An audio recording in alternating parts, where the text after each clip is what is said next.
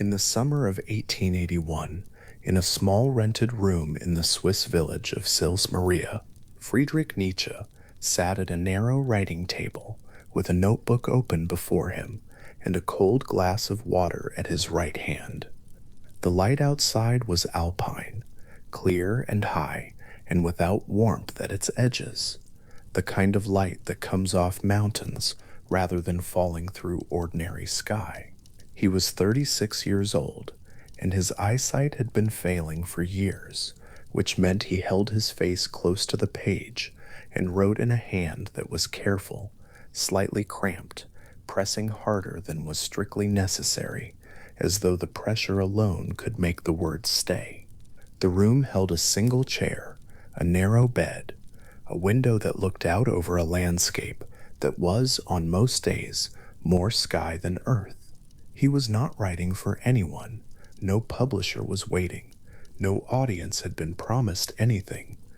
What he was doing was closer to thinking aloud, in ink, alone, the particular kind of thinking that requires the pen to move in order to move at all, the hand leading the mind, rather than the other way around.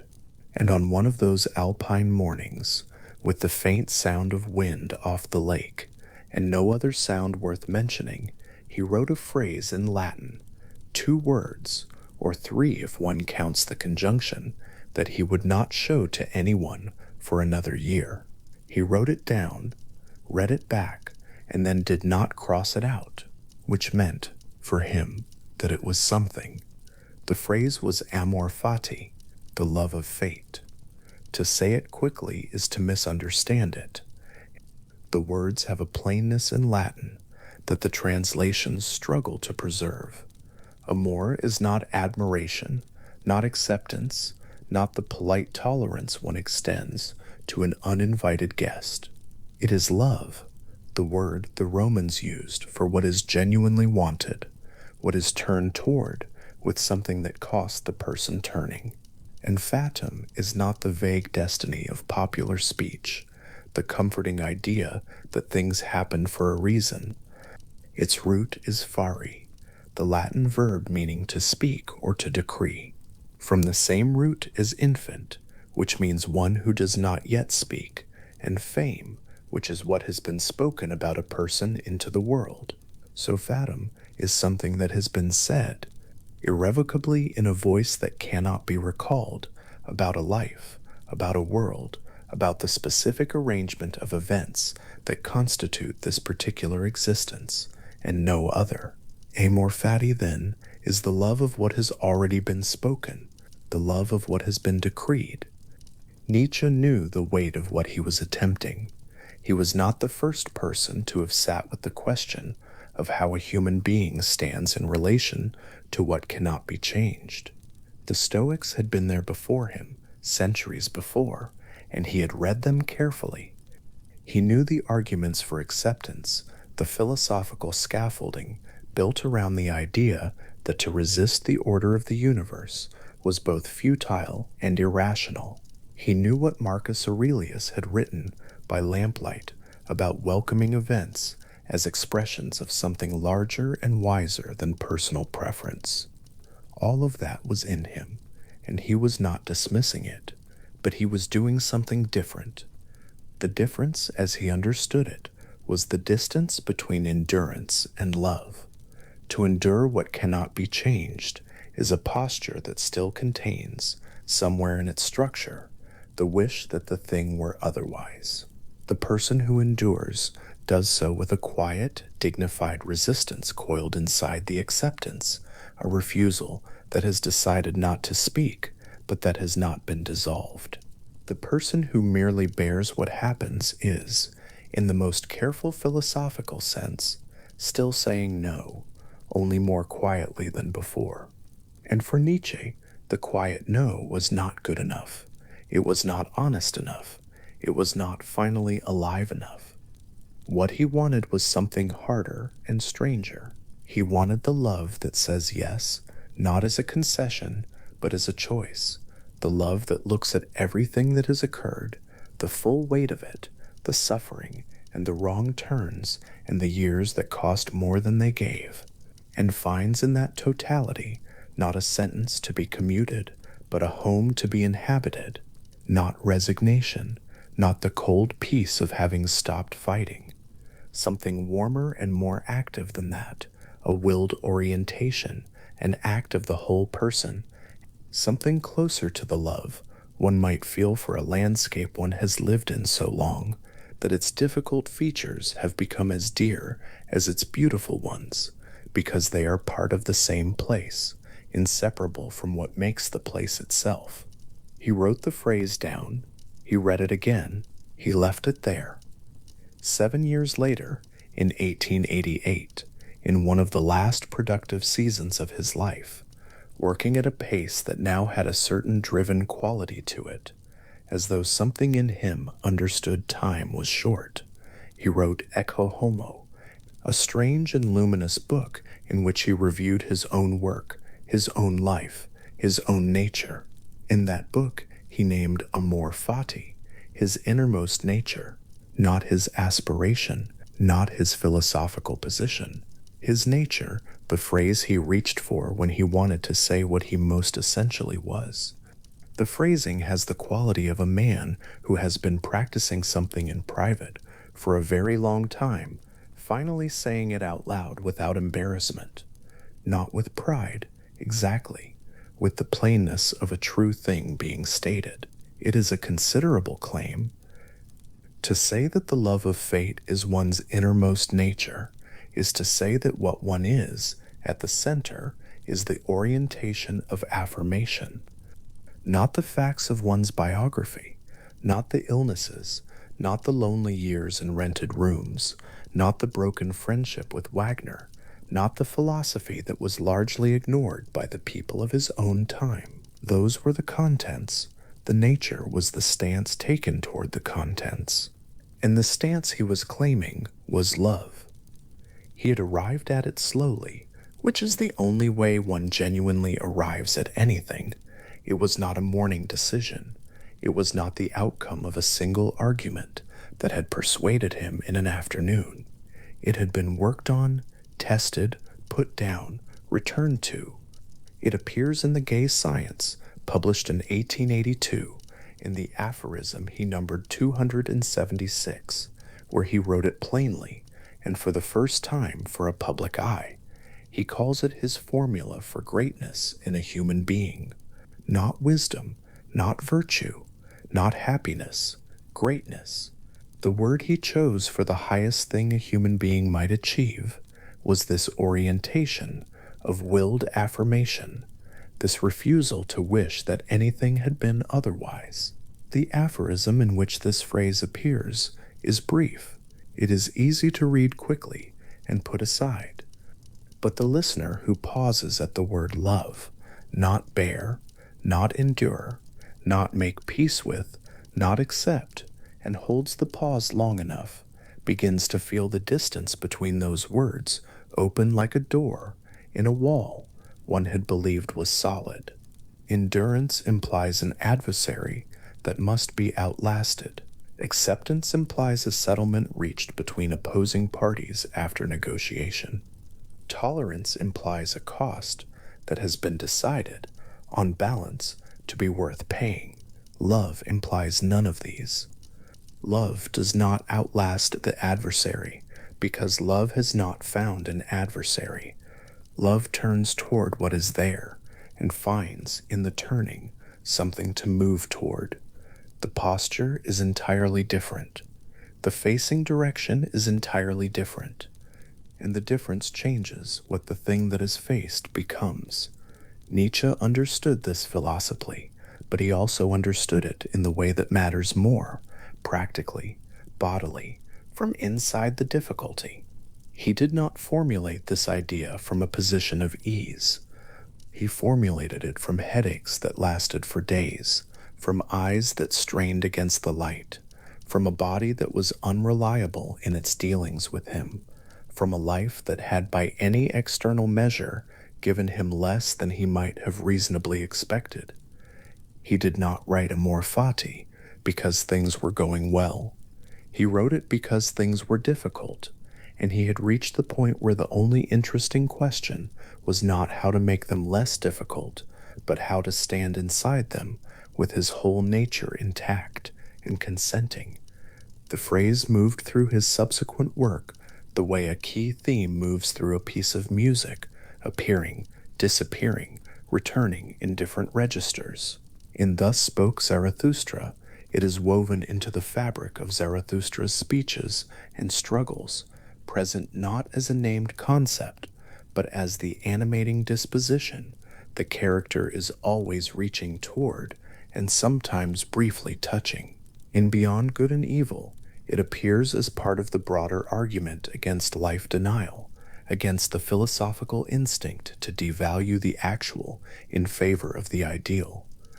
In Twilight of the Idols, one of his last coherent works, it is hardened into something like doctrine, not argued for anymore, simply assumed, the way a conclusion becomes the ground one stands on when one is done arguing and has begun to live from the result. What this trajectory shows is that Nietzsche did not regard Amor Fati as a mood or an aspiration or a useful heuristic. He regarded it as the axis of his philosophy, the thing that the rest of it was trying to support, to clear a path toward, to defend from its enemies. And by enemies he meant, primarily, the philosophical traditions that had taught people to find value somewhere other than in what actually existed, somewhere other than in what had actually happened, to place the good in a beyond, in God, in the afterlife, in the ideal form, in the progress of history toward a promised future, was for him a form of life denial so thorough that most people who practiced it did not know they were doing it. They had been taught to reach past what was real toward what was better, and Amor Fati was the refusal of that reaching, not the refusal of aspiration or effort or growth. He was not arguing for passivity, ever, but the refusal to locate the source of value outside the totality of what is and was. The totality is the right word for what he was asking one to love. Not the good parts, not the selected highlights, not the moments of triumph or clarity or health that retrospect can arrange into a meaningful arc while quietly removing the rest. The totality, everything, the headaches as much as the mountain walks, the bad years as much as the illuminated ones, the failures that left a mark, the losses that did not heal cleanly, the specific humiliations that the mind returns to in the dark and has not yet figured out how to transform into anything. The person who has loved only the good moments has not yet attempted Amor Fati.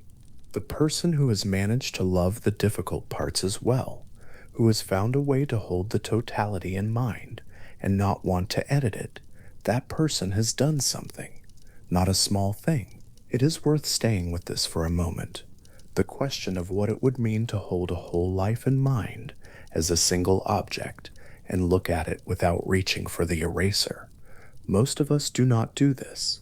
Most of us operate with a continuous, largely unconscious editing process running in the background, retaining the evidence that confirms whatever story we have chosen to tell about ourselves, and gently losing the rest. The philosopher who has practiced Amor Fati has in some sense stopped editing, not in the sense of having achieved a final settled view of what the life means. That would be a different kind of error.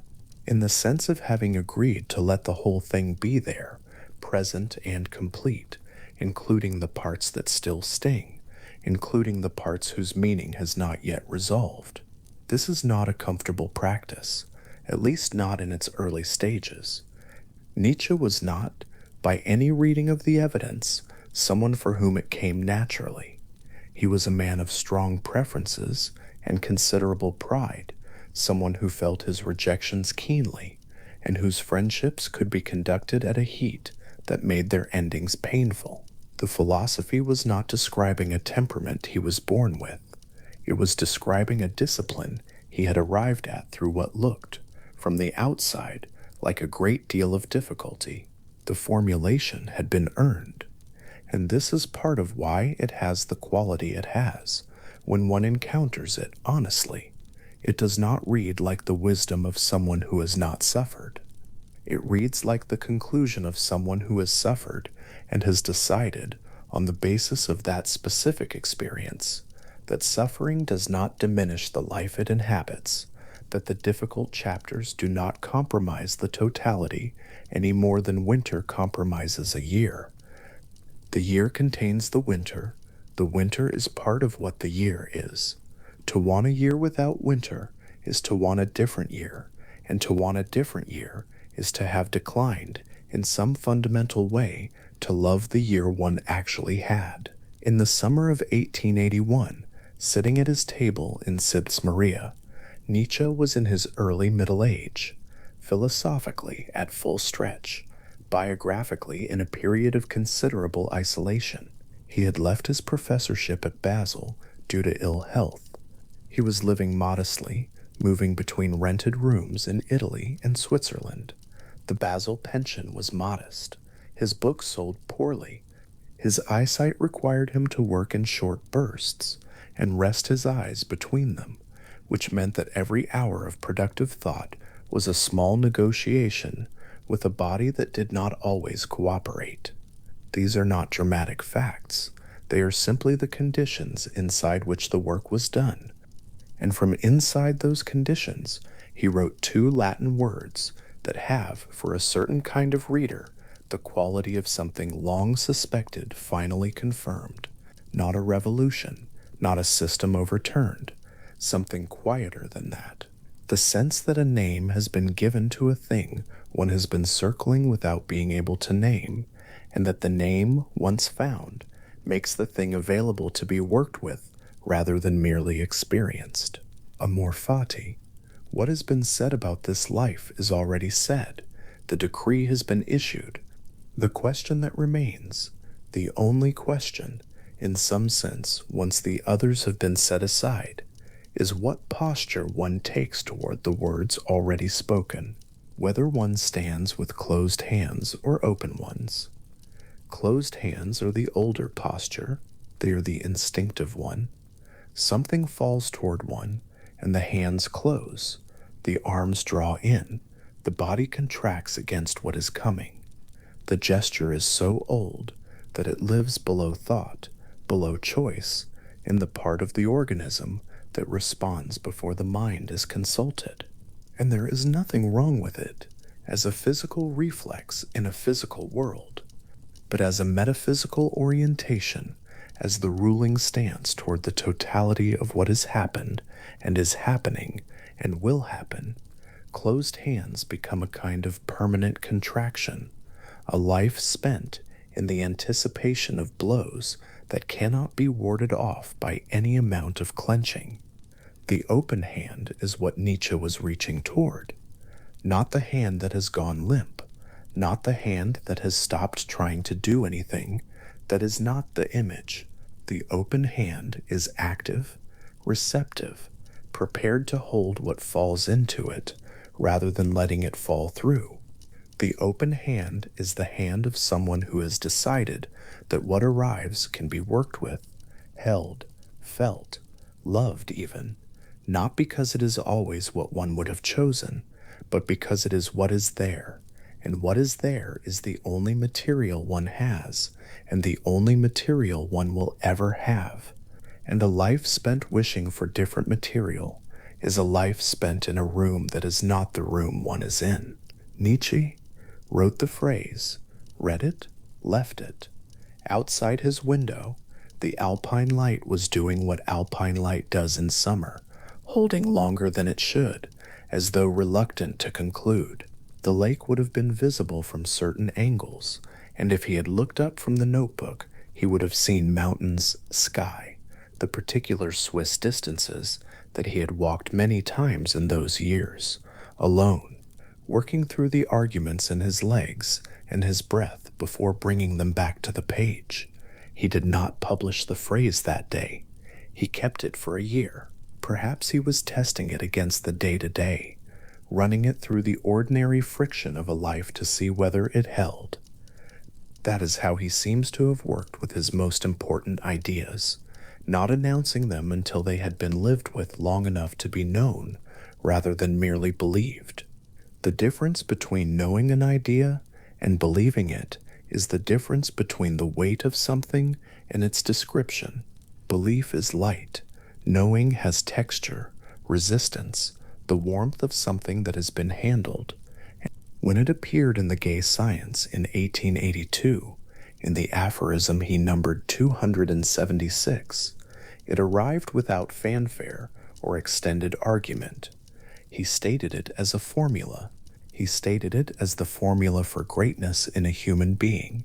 He did not explain it at length. He set it down with the confidence of a man who has been living inside the idea long enough to need only to name it. The formula wants not merely to bear what is necessary, still less to conceal it. All idealism is mendaciousness, in the face of what is necessary, but to love it. That is what he wrote. The idealism he was dispatching was not the idealism of hope or ambition. It was the idealism that locates the good somewhere other than where one actually stands, that treats the real as a deficient copy of something better, that finds the life one is actually living somehow insufficient compared to the life one might have lived, or might yet live, or ought to have been given. Against that idealism, which he saw as the deepest form of life denial, he placed Amor Fati, the decision made in full knowledge of what one is deciding about, to find in this life, this actual historical life, with its specific contents and its specific costs, something not to be endured, but to be loved. It is a large demand. It would be dishonest to suggest otherwise. Nietzsche was not making the modest claim that one should look on the bright side or practice gratitude before bed. He was making the large claim that the highest possible human orientation, the one he called greatness, was this willed affirmation of totality, this refusal to place value anywhere but inside the life actually lived. Anything less was for him a form of flight, a form of the flinch. And yet, alongside the largeness of the demand, there is something else in the phrase, something that has the quality of rest rather than effort, because the alternative to Amor Fati is a life of continuous negotiation with everything that has happened, continuous renegotiation of terms that were settled before one arrived at the table. The person who has not yet moved toward Amor Fati spends significant portions of every day arguing with the past, wishing this had not occurred, wishing that had gone differently, measuring the actual against the imagined, and finding the actual wanting. That argument is exhausting. It does not end. The past does not renegotiate, and the energy spent arguing with it is energy that has been removed from the actual present, where the only work worth doing takes place. Amor Fati is, among other things, the cessation of that argument, the stopping of a negotiation that was never going to resolve in one's favor, not because one was unlucky or undeserving, but because negotiations with the past are structurally impossible. The past is the one thing that is genuinely, completely, and finally fixed. Everything else has some degree of openness to it. The past has none. It is the most stable thing in existence, and Amor Fati is the philosophical decision to stop treating stability as a problem. When Nietzsche named it his innermost nature in Ecce Homo in 1888, he was working against the deterioration that would take him down in Turin in January of the following year, producing in those months a body of work whose pace and confidence suggest either something being saved or something being completed before a deadline that was not yet known to be a deadline. What he was writing in those months has a quality of urgency, not the urgency of anxiety, but the urgency of someone who is saying what needs to be said, because the saying needs to happen. And when he came to Ecce Homo, that strange and beautiful and occasionally excessive act of self-accounting, he reached for Amor Fati as the truest description of what he was, his innermost nature, not the outer life, the rooms, the illnesses, the philosophical disagreements, the isolation, the nature, the center, the thing that organized the rest. And what it was, he said, was the love of fate. There is something worth sitting with in the choice to name an orientation rather than an achievement, an attitude rather than an argument, as one's innermost nature. He might have named his philosophy, he might have named his most important ideas, the ones that would occupy students and scholars for the next century. He named instead a posture, a way of standing inside one's life, which suggests that he understood at some depth that the ideas were in the service of the posture, not the other way around. The philosophy had been built over the preceding decade and a half in order to clear a path toward the possibility of a human being standing inside their own life, its totality present and visible, and finding in it not a problem to be solved, but a thing to be loved. The path is long, the clearing takes time. One does not arrive at Amor Fati quickly, or by argument alone, or by deciding on a Tuesday that one will henceforth love what happens. Nietzsche knew this better than anyone. He had been working on it in his notebooks and his published work, and the long alpine walks where the thinking happened before the writing did, since 1881, or perhaps before. It was a practice in the deepest sense of the word, something returned to, daily, not because it had been mastered, but because the mastering was the returning. What he was practicing and what the phrase names, at its most honest, is not the performance of contentment or the suppression of legitimate grief.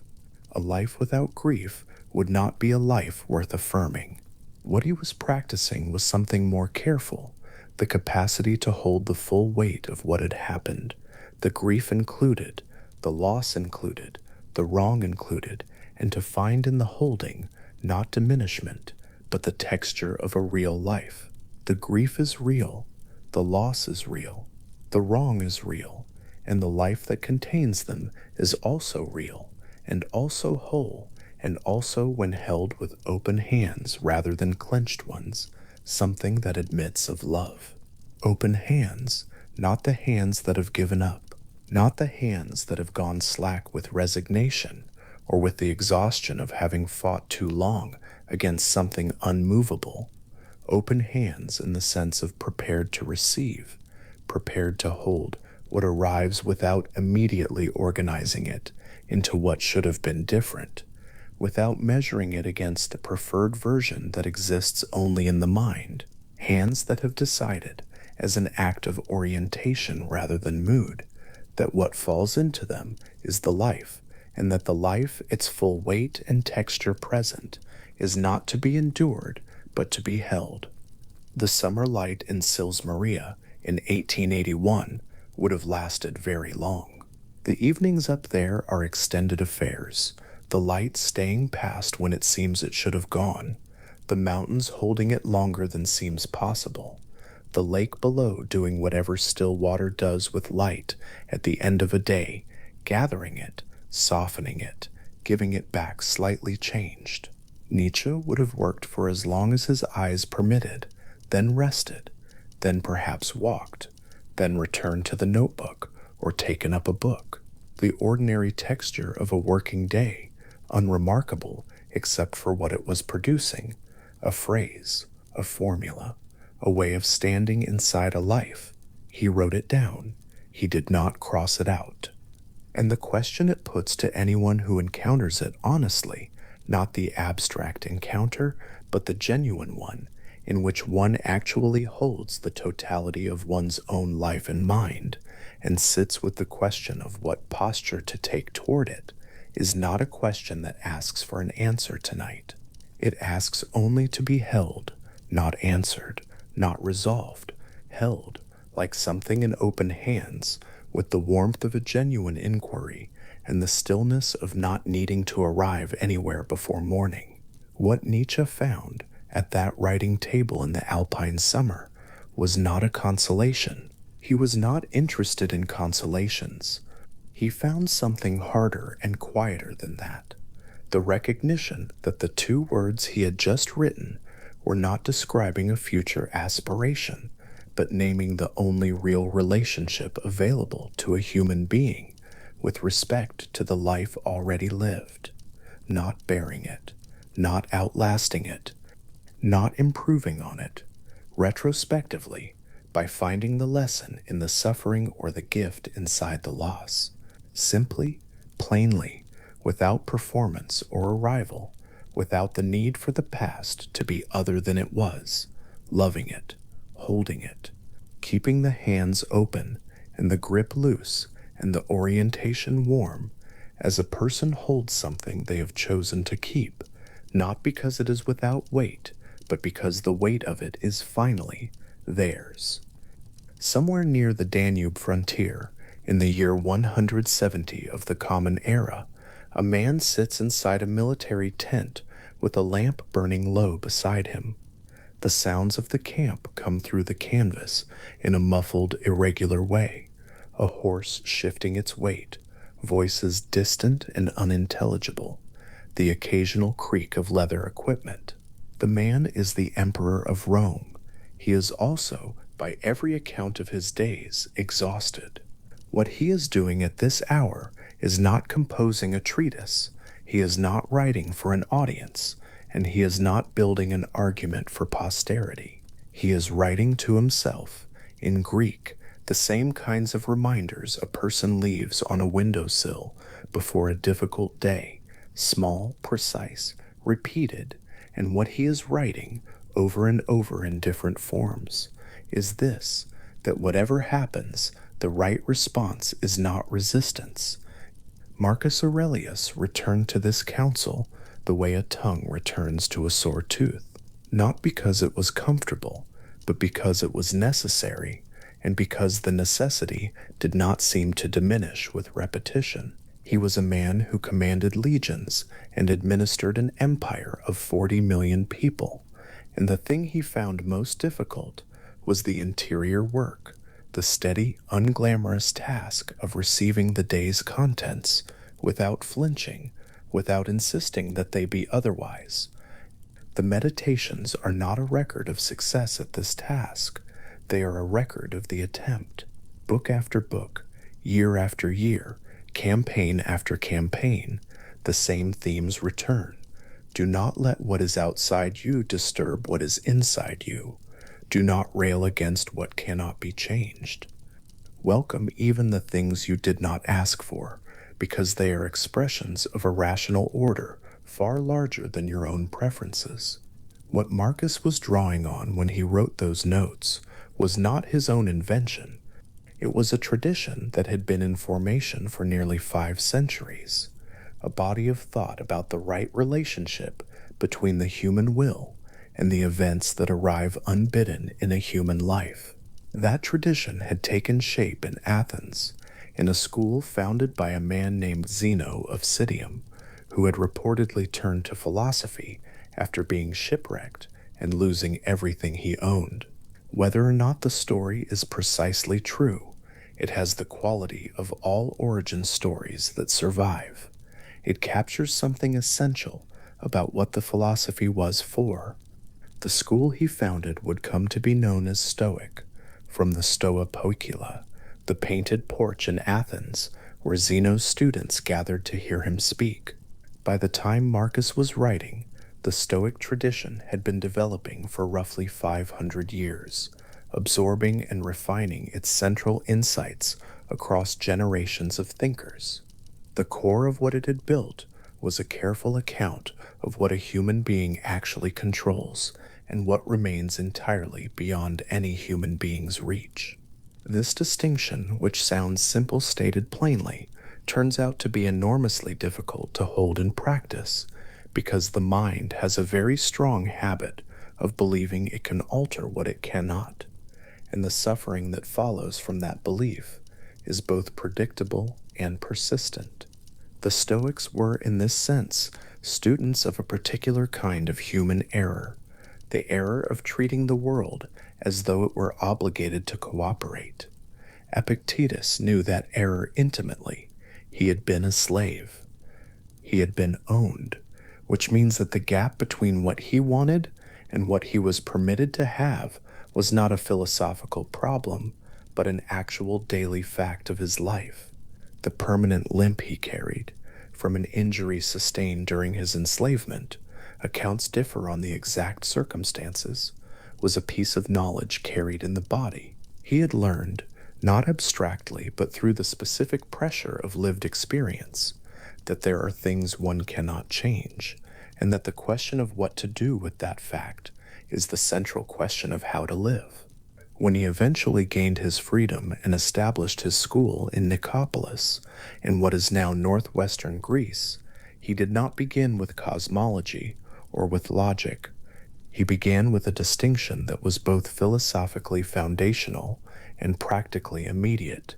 Some things are up to us, and some things are not. The Greek phrase for this distinction is Epictetus's most important philosophical gift. What is epikeimen, within our power, is a short list. Our judgments, our desires, our will, our responses to what arrives. What is ukeiophaemen, not within our power, is nearly everything else. The body and its illnesses, other people and their actions, the outcome of events we set in motion, the weather, the fact of death, the past in its entirety. Epictetus drew this line with the precision of a man who had tested it against real hardship, and he drew it not to counsel passivity, but to liberate his students from a particular kind of suffering, the suffering that arises from confusing these two categories, from treating the things outside one's power as though they were inside it, and then experiencing the inevitable failure of the attempt to control them as a personal defeat. His students, sitting in the school at Nicopolis, were not slaves. Most of them were young men from reasonably prosperous families, studying philosophy as part of their education. The gap between their circumstances and his was considerable, and Epictetus knew it, and did not pretend otherwise. What he offered them was not the testimony of exceptional suffering, but the principle that had survived exceptional suffering, the principle that the interior life, however constrained the exterior one, remains one's own, that the direction of one's attention, the quality of one's response, the decision about what to hold on to and what to release, these belong to the person who inhabits them in a way that circumstance cannot entirely revoke. The Enchiridion, the short handbook in which his student Arion preserved the core of his teaching, begins with exactly this distinction, stated in the plainest possible terms. Open with what is yours. Open with what is not. Know the difference clearly enough that the knowing becomes a reflex.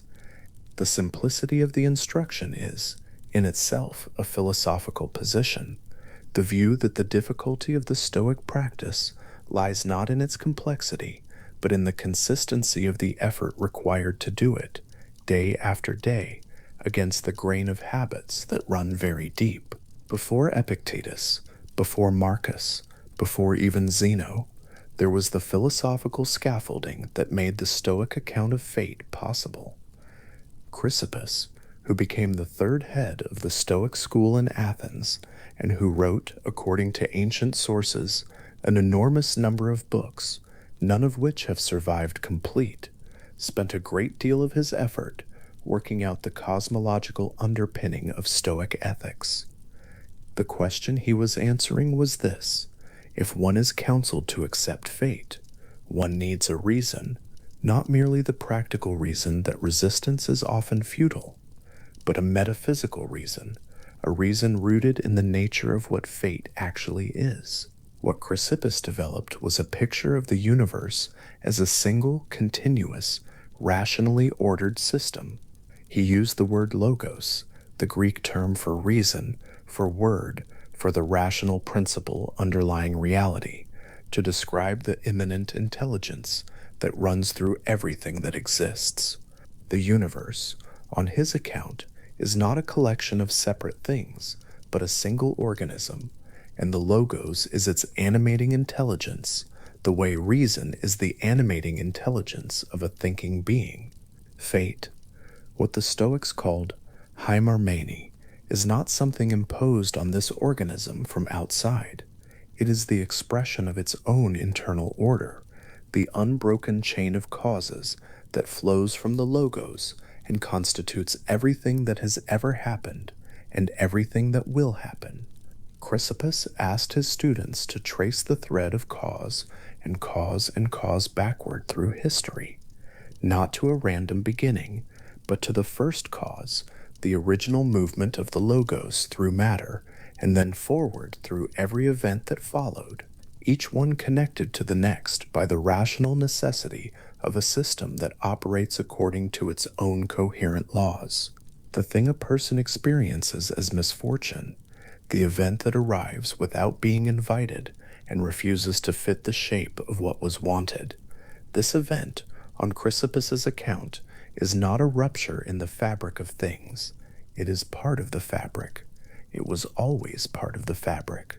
The disruption is not in the universe, but in the limited perspective of the person who cannot see far enough to understand where this thread fits in the weave.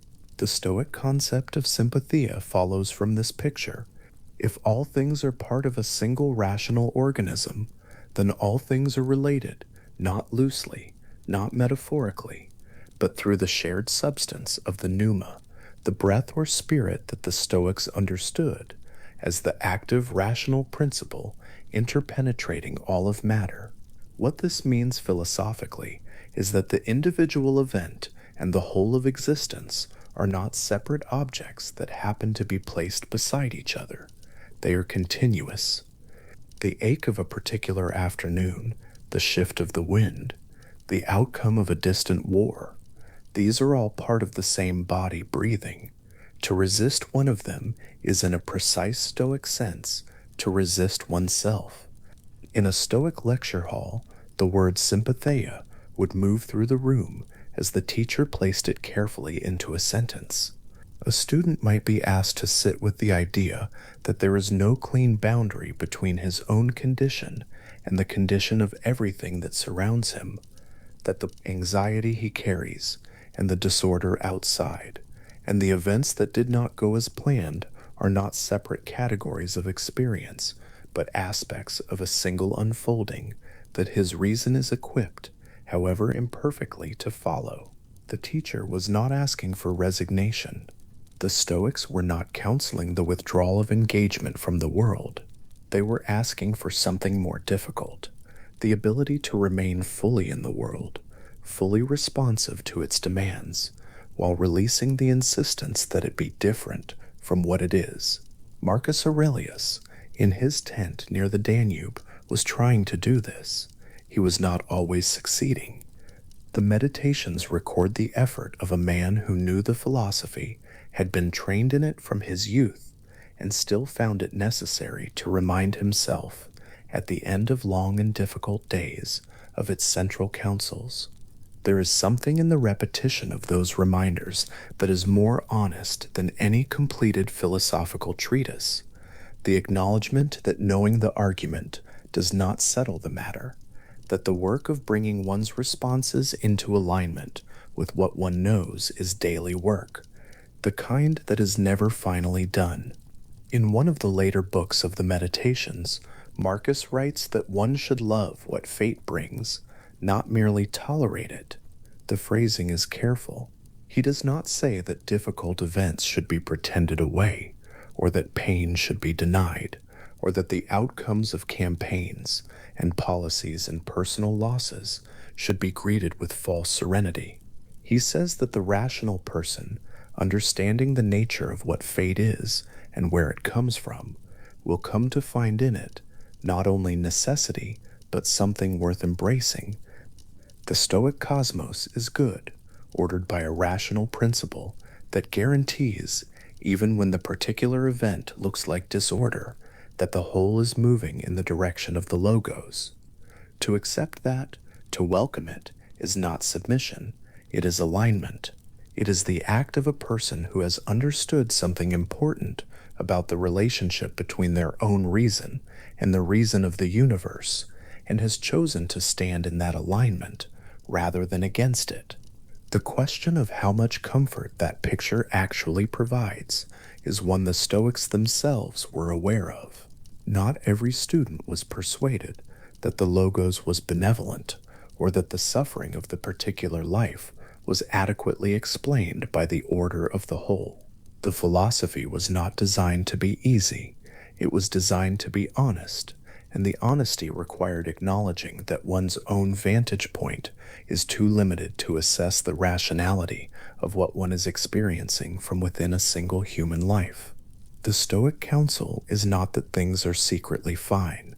It is that whether things are fine or not is a question that cannot be answered from inside the particular moment of suffering, and that the better response, while the question remains unanswerable, is to align one's will with what is, rather than exhaust it in resistance. Centuries after Marcus wrote his notes, centuries after Epictetus stood in his school and drew the line between F. Hammond and Uke F. Hammond, a young philosopher in 19th century Europe was reading these same texts with the restless intensity of someone who found in them both a teacher and an adversary. Friedrich Nietzsche read the Stoics carefully. He knew what Chrysippus had built. He knew Marcus and Epictetus. And what he found in them was something genuinely important.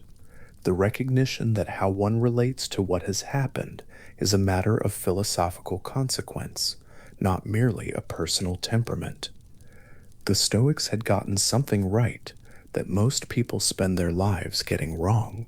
But Nietzsche also found, sitting with the Stoic account, a particular kind of dissatisfaction. The Stoic path to acceptance ran through the logos. It ran through the conviction that the universe is rationally ordered, that the whole is good even when the part seems otherwise, that there is a cosmic guarantee behind the counsel to love what fate brings. The acceptance was not earned, exactly, but supported. It rested on a metaphysical architecture that provided reasons for the warmth it counseled. If the logos is real, if sympathia is real, if the rational order of the universe genuinely holds, then accepting fate is an act of reason aligning with reason, of the particular finding its place within the whole. Nietzsche wanted to follow the path, but not the guarantee.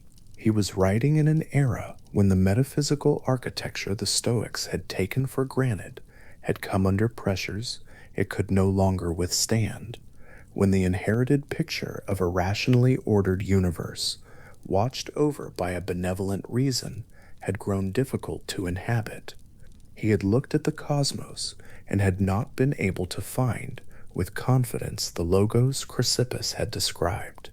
He could find the events and the suffering and the contingency and the silence where the rational guarantee was supposed to be. The question he was asking was whether Amor Fati, the love of what fate brings, was still possible when the Stoic foundations had been withdrawn. This is the gap between the two traditions, and it is worth sitting with its width. The Stoics could say, receive what comes, because what comes is the expression of a rational order that is ultimately good, and your reason is made from the same substance as the reason of the whole. Nietzsche wanted to say, receive what comes, love it, will it, choose it, not because it is the expression of a rational order, not because there is any guarantee at the back of it, but because the alternative, the life spent in resistance, in complaint, in the wishing that things were otherwise, is less than what a life can be. The Stoic acceptance was grounded in something. Nietzsche's Amor Fati was grounded in nothing but the will and he knew it, and he thought that made it more honest, and in a particular sense more difficult, and more admirable. A person reading the Meditations in the 21st century, on a train, in a quiet room, in a borrowed hour before the next demand arrives, might notice something that Marcus himself probably noticed, that the philosophy and the practice of the philosophy are not the same thing. Marcus knew the argument. He had been trained in it. He could articulate the distinction between what is within his power and what is not, the account of the logos, the counsel of acceptance, the imperative to will what fate brings. He knew all of it, and still, at the end of days when the campaigns had not gone as planned, when the illness had returned, when the administration of the empire had produced outcomes that his best judgment had not been able to prevent, he sat down in his tent and wrote the same reminders again, not because he had forgotten them, because the distance between knowing them and living from inside them is the work of a lifetime, and the work does not end. The Meditations are, in this way, a document of something philosophically honest about the Stoic project, that the gap between the argument and its embodiment is real, and that the real practice of the philosophy is not the moment of comprehension, but the daily return, the daily choice to receive what has arrived without insisting that it be otherwise, the daily small act of releasing the grip on what cannot be changed. This is not dramatic. It does not look like philosophy from the outside. It looks like a man sitting quietly at the end of a hard day, writing a short note to himself, and then putting the pen down. The tent near the Danube, the school at Nicopolis, the lecture hall where Chrysippus unspooled the thread of High Marmee, back to its first cause, these are, in their different ways, the same preparation. Not for a resolution, not for a final arriving at the place where the practice is complete and the work is done, for the steady, patient, ordinary activity of bringing the will into alignment with what is, day after day, in the specific conditions of the day that actually arrived, rather than the one that was preferred. The Stoic tradition offers this preparation not as a gift of ease, but as a gift of clarity, the clarity that comes from knowing, with real precision, what is within one's power and what is not, the clarity that comes from understanding the nature of fate, not as an enemy, but as the expression of an order that includes oneself, and the clarity, perhaps the most difficult of the three, that comes from recognizing that the suffering most often arises not from the events themselves, but from the gap between the events and the insistence that they be different, and that the gap can be closed from the inside. Marcus understood that closing the gap was not a single act. He wrote it in his notebook because writing it helped, because the act of putting the counsel into words was itself a small practice of the thing the counsel described. The reminder was not a failure, it was the method. The Stoics did not believe that philosophical knowledge automatically transformed behavior. They believed that philosophical knowledge, returned to and renewed, held against the grain of habit and preference and the automatic resistance of the will, could over time become something close to a second nature. Not the absence of difficulty, but the ability to meet difficulty without being undone by it. And here, in the space between the Stoic foundations and the Nietzschean demand, between acceptance grounded in cosmic logos and love grounded in nothing but the will, something interesting rests. The Stoics made the path navigable by providing reasons. Chrysippus gave the account that made Marcus's daily practice not merely disciplined, but philosophically coherent. The logos was the ground beneath the effort. Without it, the effort is still possible. Nietzsche insisted that it was, but the ground has changed. What one stands on, in the Nietzschean version, is not the rational order of the universe, but the sheer capacity of the will to choose its relationship to what has happened. to choose not to wish it otherwise, to choose actively and without reservation, to hold what has come as something not merely endured but wanted. The gap between these two stances is genuine. It is not a small difference dressed in different words. The Stoic account provides a context in which acceptance makes rational sense. The Nietzschean account asks whether acceptance is possible even when rational sense has been withdrawn, even when the universe offers no guarantee that what has arrived is part of a good and ordered whole. The Stoics built a house and showed how to live in it. Nietzsche stood outside any house at all and asked whether the open sky was in itself sufficient. Neither account resolves into the other.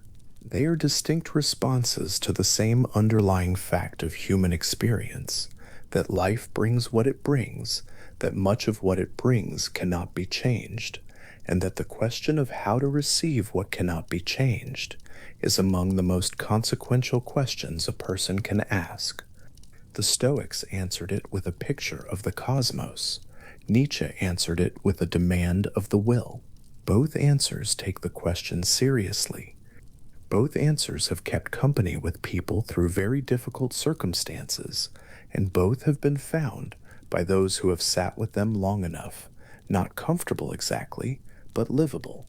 The lamp Marcus kept burning in his tent would have guttered out by the time he finished writing.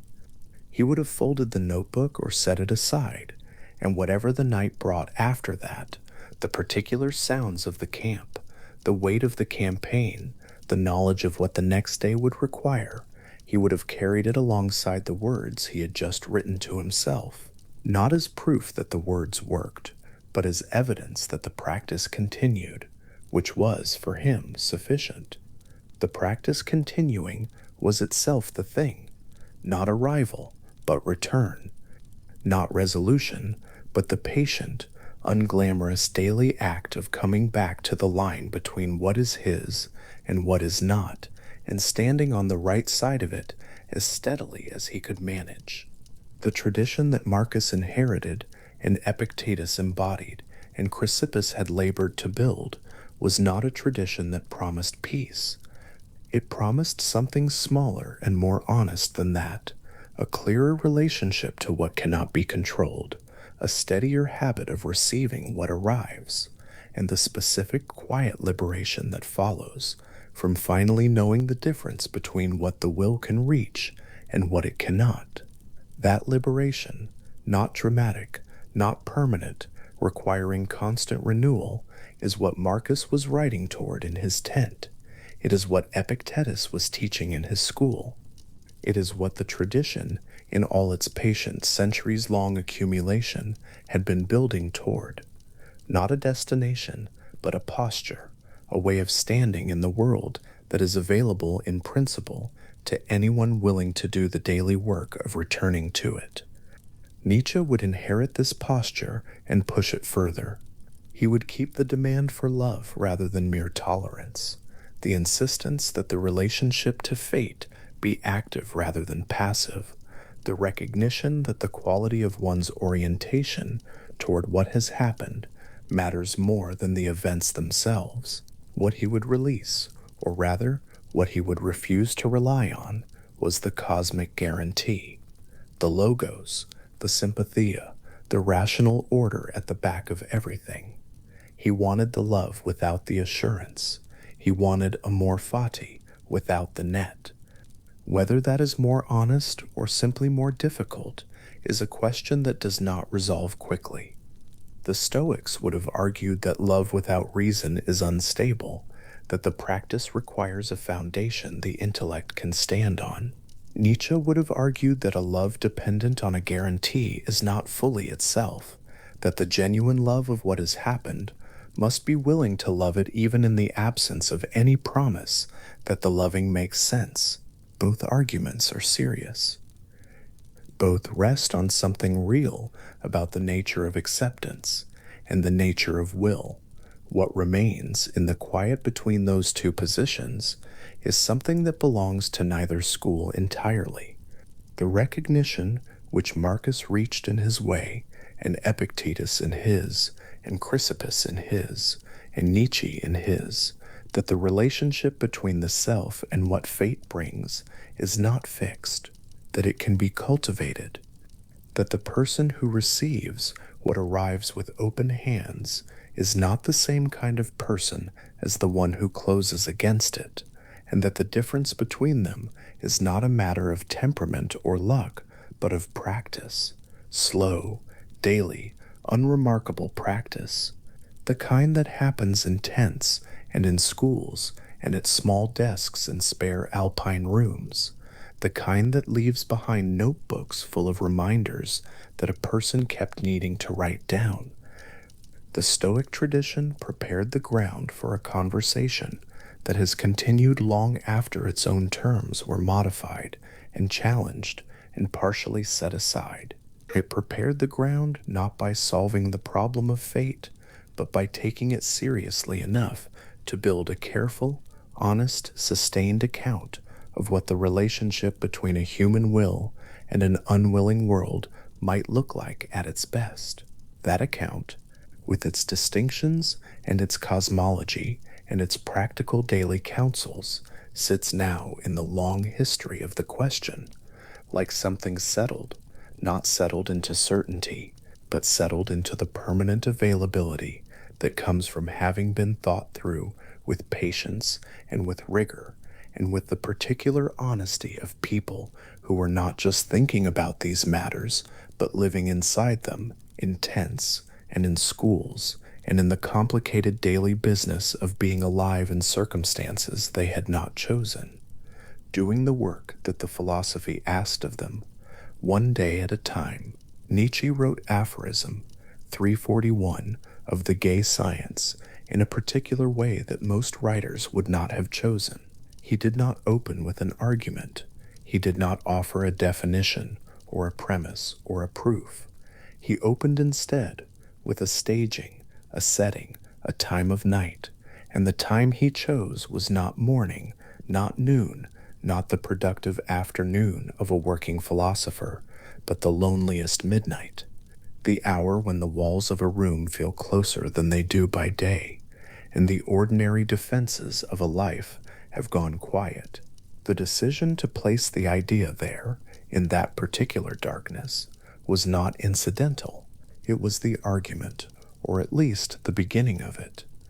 Before Nietzsche wrote a single philosophical claim in Aphorism 341, he had already located the question in the only hour when it could be asked without evasion. The aphorism begins with a demon. The demon does not arrive with thunder or announcement. It arrives as something closer to a whisper, or perhaps simply a presence, the way a thought arrives at the edge of sleep when the noise of the day has finally receded, and there is nothing left between a person and their own mind. The demon crouches, Nietzsche writes, in your loneliest loneliness, and what it asks is not complicated. It asks whether this life, the specific, individual, unrepeatable life that is being lived, with its exact catalog of ordinary days and their precise failures and small satisfactions, the conversations that went nowhere, the losses that did not heal cleanly, the moments of unexpected warmth on an afternoon in a year that otherwise felt difficult, whether that specific life could be lived again, not a better version of it, not the life with the corrections made and the regrets removed. This life, exactly as it was, an infinite number of times, without variation, without the mercy of forgetting. The choice to frame this as a whispered question rather than a cosmological lecture tells the reader something important about what Nietzsche believed the thought was for. He was not presenting the eternal recurrence as a fact about the universe's architecture. He was presenting it as a test, and he understood that tests, to be honest, must be taken under conditions that cannot be talked past or rationalized away. The demon does not come during a brisk morning walk or at a well-lit writing desk. The demon comes at midnight, because midnight is when the question lands with its full weight, when the elaborate scaffolding of a day's activity has been disassembled and what remains is simply the raw fact of having been alive, with all that having been alive entails. Scholars who have spent years with this aphorism, Walter Kaufmann among them, who translated Nietzsche into English with a care that came from genuine philosophical sympathy, argued that the eternal recurrence was always primarily a psychological device, an ethical instrument, a criterion for evaluating the quality of a life, rather than a statement about the physical nature of time. The argument runs like this: if a person could hear the demon's question and feel, not dread, but something closer to gladness, if the thought of living this exact life again could arrive as a gift rather than a sentence, then that person had, in some meaningful sense, lived. Had lived in the full sense, the sense in which nothing is held at arm's length, in which the difficult parts are not merely endured, but somehow taken as one's own. The thought experiment does not require the cosmology to be true. It requires only that the question be asked with sufficient honesty, in sufficient quiet, for the response it provokes to be diagnostic. Nietzsche's own notebooks from around 1881 suggest that he held this idea very carefully, turning it in his mind before he committed it to the published page. There are marginal notations that read more like a man testing whether he himself could bear the weight of what he was proposing than like a philosopher confident of his conclusions. One note refers to the idea as the heaviest possible thought, and beneath that phrase there is something that reads less like an answer than like the space where an answer should be. Whether he felt at that moment that he could affirm his own life without reservation, his chronic illness, his deteriorating eyesight, his difficulty sleeping, the long solitary winters in rented rooms, the philosophical quarrels, and the broken friendships, and the sense of working at the outer edge of what language could carry, is not something his notebooks resolve cleanly. The question hovers there in the handwriting, which is hurried and slightly slanted, as if written in a state of some excitement or urgency. The man who posed the test was also, clearly, taking it. What Nietzsche stages in aphorism 341 is, among other things, a scene of confrontation with the totality of a life, not a memory of the life's best moments, not a review of its achievements or its meaningful relationships. The whole of it, held as a single thing, presented to consciousness without the usual editing that memory performs, without the gradual softening that distance brings. The demon is not offering a highlight reel. The demon is offering the thing itself, in its entirety, asking whether one could look at that entirety. The years of ordinary days, the petty anxieties alongside the genuine griefs, the hours of work that came to nothing alongside the hours that somehow mattered, and not want to remove any part of it, not want to subtract the suffering or improve the outcome or exchange one version for another. The philosopher Alexander Nehamas, working from a different angle than Kaufmann, but arriving at a compatible reading, argued that what Nietzsche was really asking was whether a person could understand their life, the way a great work of art is understood, as something whose meaning cannot be separated from its specific form, including the difficult passages, the discordant notes, the chapters that seem in isolation to serve no purpose.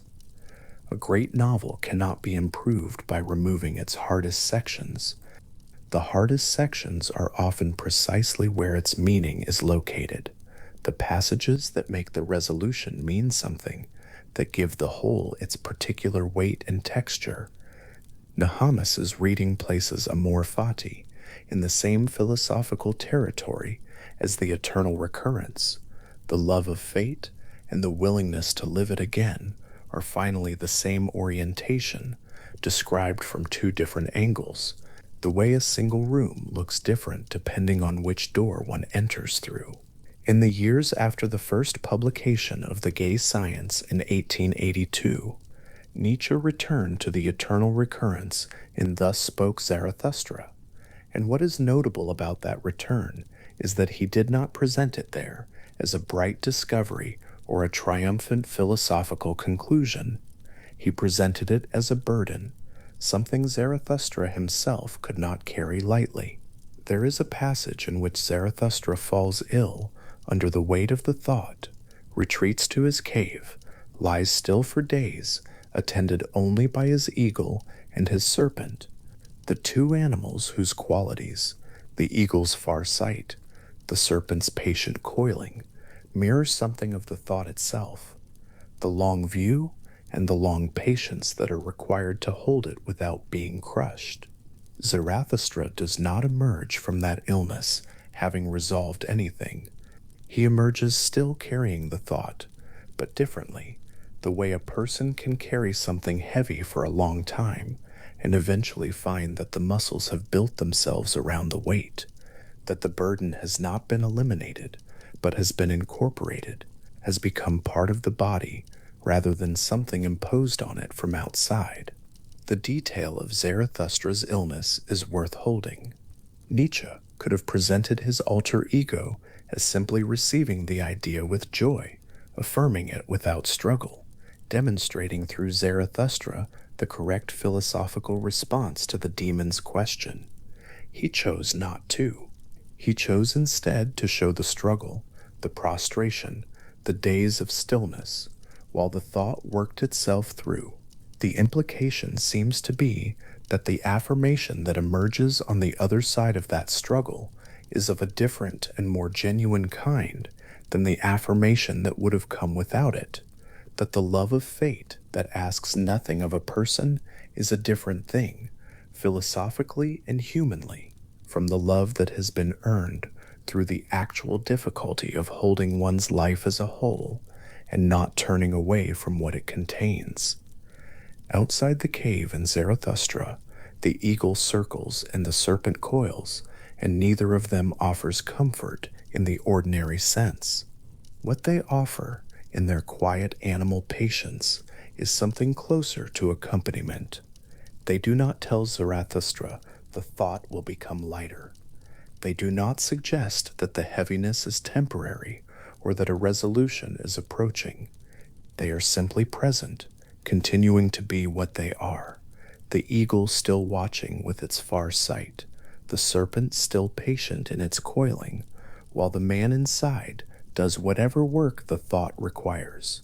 The scene is staged at altitude, on a mountain, in the kind of air that does not conceal anything, the kind of light that does not soften what it falls on.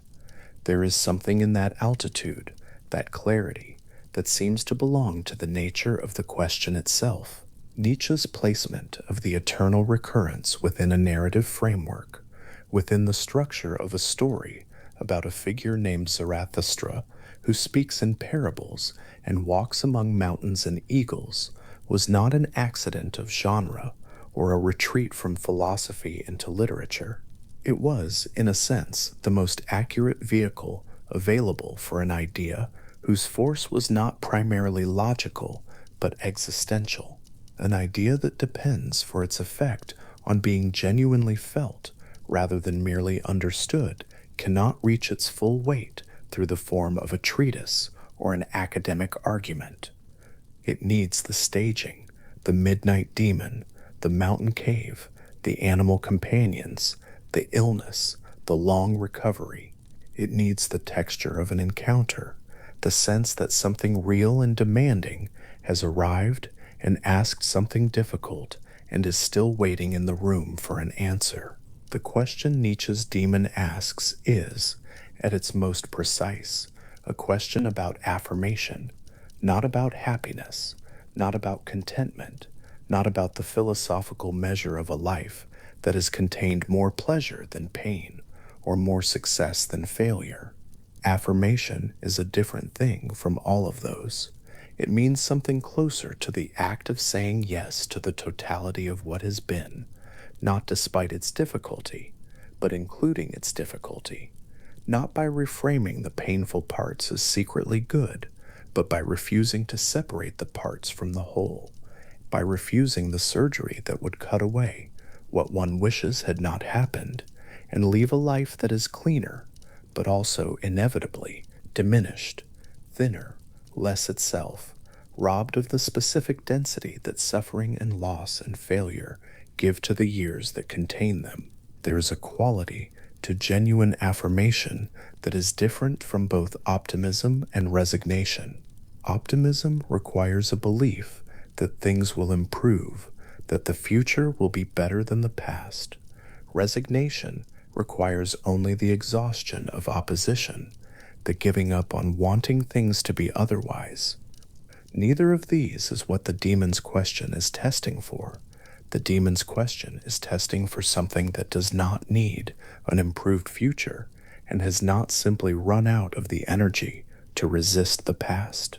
It is testing for a yes that is fully awake, fully aware of what is being affirmed, fully acquainted with the cost, and that says yes anyway, not because it has no choice, not because the alternative is too exhausting, but because the life held as a whole is genuinely preferred to its absence, and is genuinely preferred to any sanitized, improved, surgically corrected version of itself.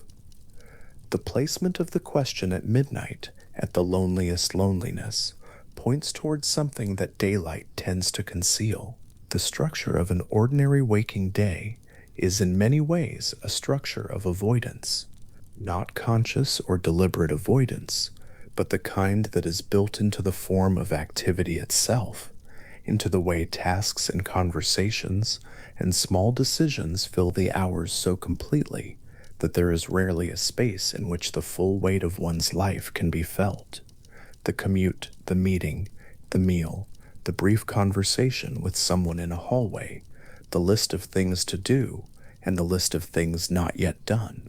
All of this, experienced from the inside, feels like living, and it is living, but it is also, inadvertently, a kind of protection against a level of experience at which the texture of existence becomes impossible to avoid noticing.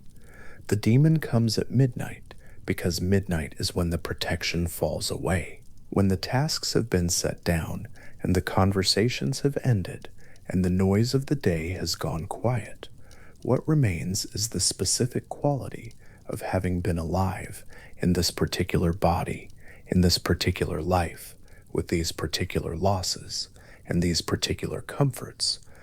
The question that could not be asked cleanly during the day, because there were always other things demanding attention, always the next task, always the comfortable distraction of being useful or busy or simply in motion, arrives now with the full weight that the day's activity had been, without planning to, holding at a distance. Nietzsche understood this.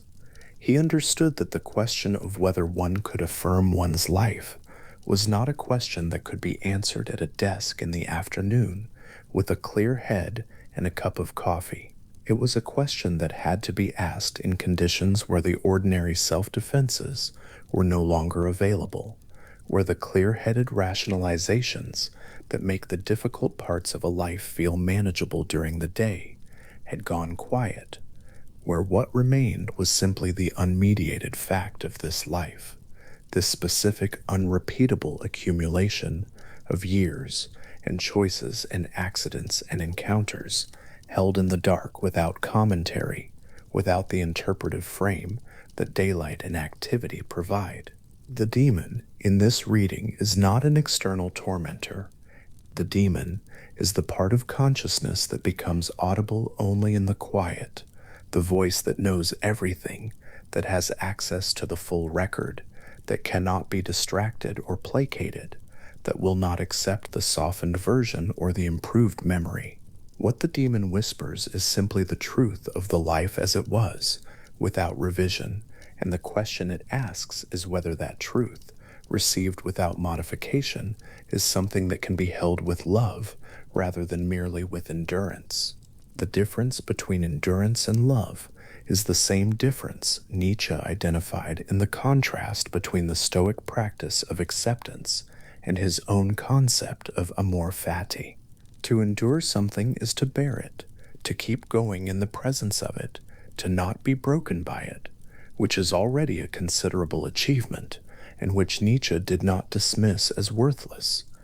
But endurance still contains, somewhere in its posture, the wish that the thing being endured were other than it is. Endurance is a relationship with an obstacle. Love is a relationship with the thing itself. And the question the demon poses is whether one can move from the first relationship to the second, not by pretending the obstacle was not there, not by performing a cheerfulness one does not feel, but through a genuine act of inner orientation, a turning toward the totality of what has happened, rather than a continued turning away from its harder parts. That act of turning, of looking at the whole of a life, and choosing not to subtract anything from it, is the core gesture of Amor Fati and the eternal recurrence, understood as a thought experiment rather than a cosmological claim, is the mechanism by which Nietzsche tries to make that act concretely imaginable. The question is not abstract. The question is everything again. The exact weight of this year, the exact texture of that loss, the specific quality of that morning when things went badly, and the specific quality of that afternoon when something small and good happened and was noticed. All of it, an infinite number of times. And the question is whether that proposition, sitting in the dark beside the bed, can be received with something other than despair. Some readers of Nietzsche have found the eternal recurrence paralyzing, the kind of thought that, if taken seriously, would make it impossible to act at all. If every action will be repeated infinitely, if nothing can be changed, if the tape plays again and again without revision, then what is the point of anything? But this reading confuses the cosmological hypothesis with the psychological test. The point of the thought experiment is not to establish that nothing can be changed, but to ask whether one has lived in such a way that, even granting that nothing can be changed, the life is still preferred. It is not a reason for inaction.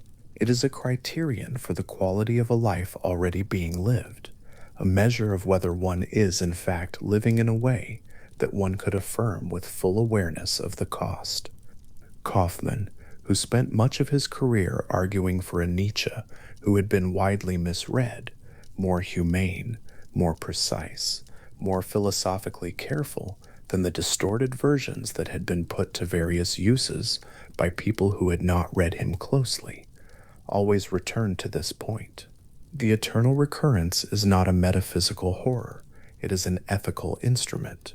It asks not whether one's circumstances are good, but whether one is relating to one's circumstances in a way that constitutes a life rather than a waiting.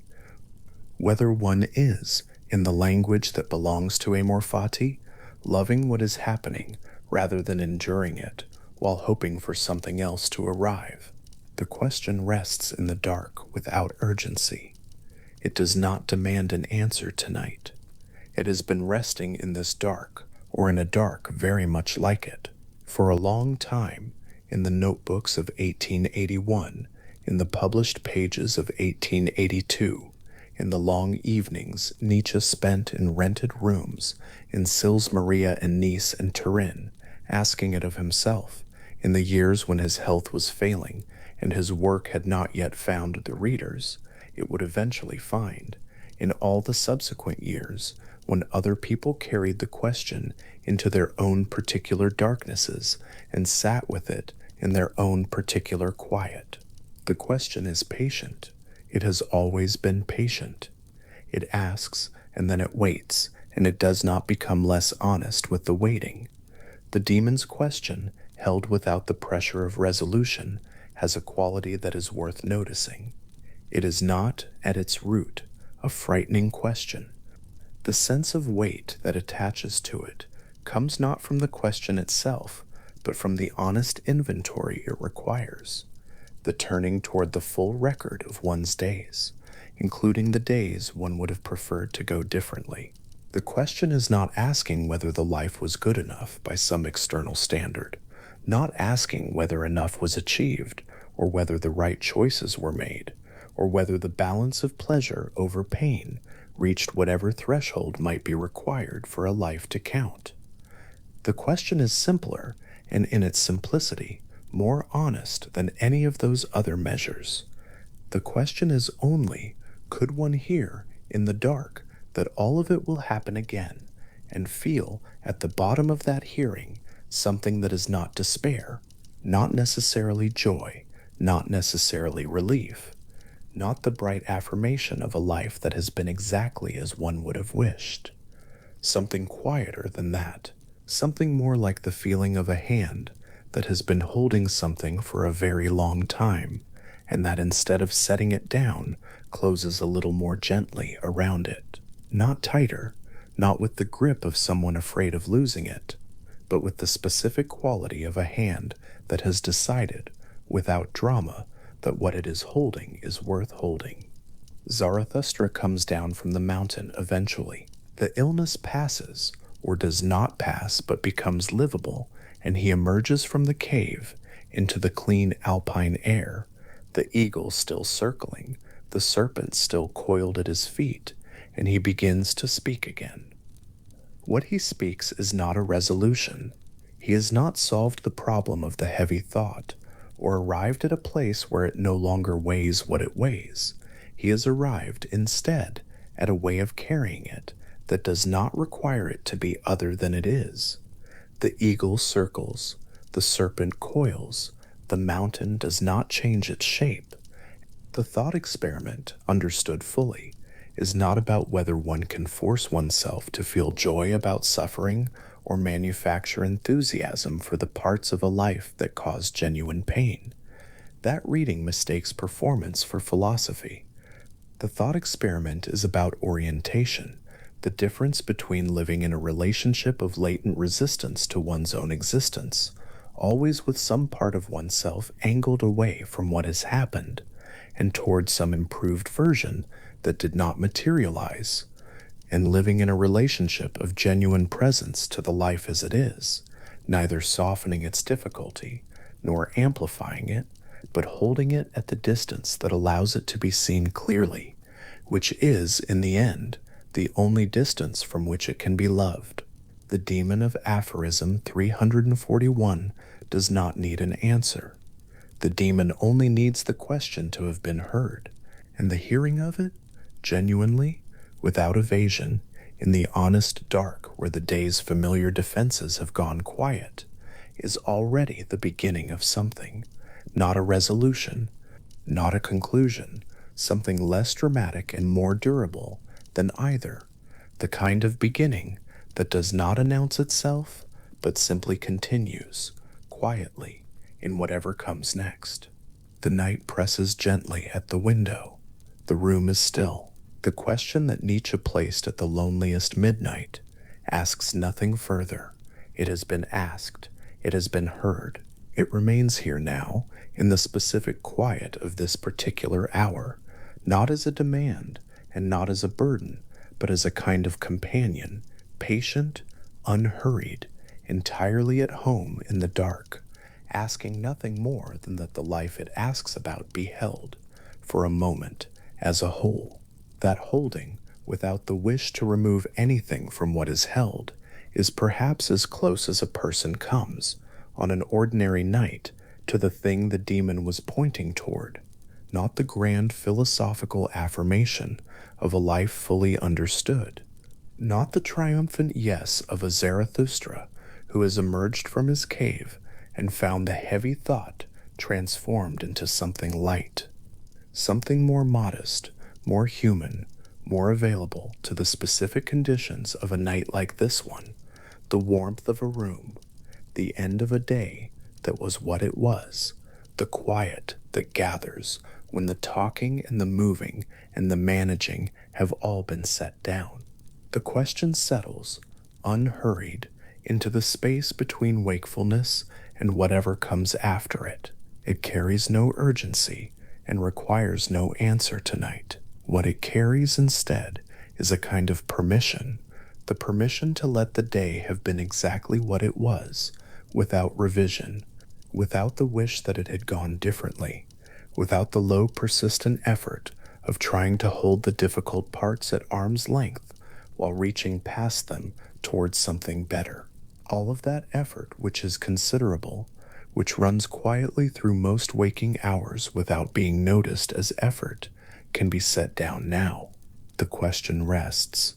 The room is still. What has been said by the day, in its particular irreversible way, has already been said, and somewhere in the dark, very quietly, without performance, without urgency, without anything that resembles a conclusion, the hands open, and what falls into them is held. A translator sits at a desk somewhere in the middle of the 20th century, a lamp making a small warm circle on the page, and writes down the two Chinese characters that have been giving him trouble for the better part of an afternoon. Wu Wei. He has been working with Laozi's text long enough that the characters feel familiar, almost domestic, but the English keeps refusing to cooperate. He writes effortless action and crosses it out. He writes non-interference and crosses that out too. He tries doing without doing and pauses with his pen held still above the paper, feeling that he is closer now but not quite there, that the gap between the Chinese and the English is not a failure of vocabulary, but a failure of category, that the English language, built around verbs of will and agency and effort, does not naturally make room for what these two characters are pointing at, which is something more like the way a river moves, or the way a bird adjusts its wing in a thermal, the way the body breathes when no one is watching it breathe. He leaves the translation unfinished for the evening. The lamp stays on. The two characters sit on the page in their original form, patient and unhelpful, keeping their secret a little longer. The difficulty of translating Wu Wei is itself a small philosophy lesson. It resists English because English assumes that action and inaction are opposites, that something is either being done or not being done, that the will is either engaged or resting. The Tao Te Ching, which Laozi is said to have written in the 6th century before the Common Era at the request of a gatekeeper, before vanishing into the western mountains, builds its entire vision of the good life on the dissolution of that opposition.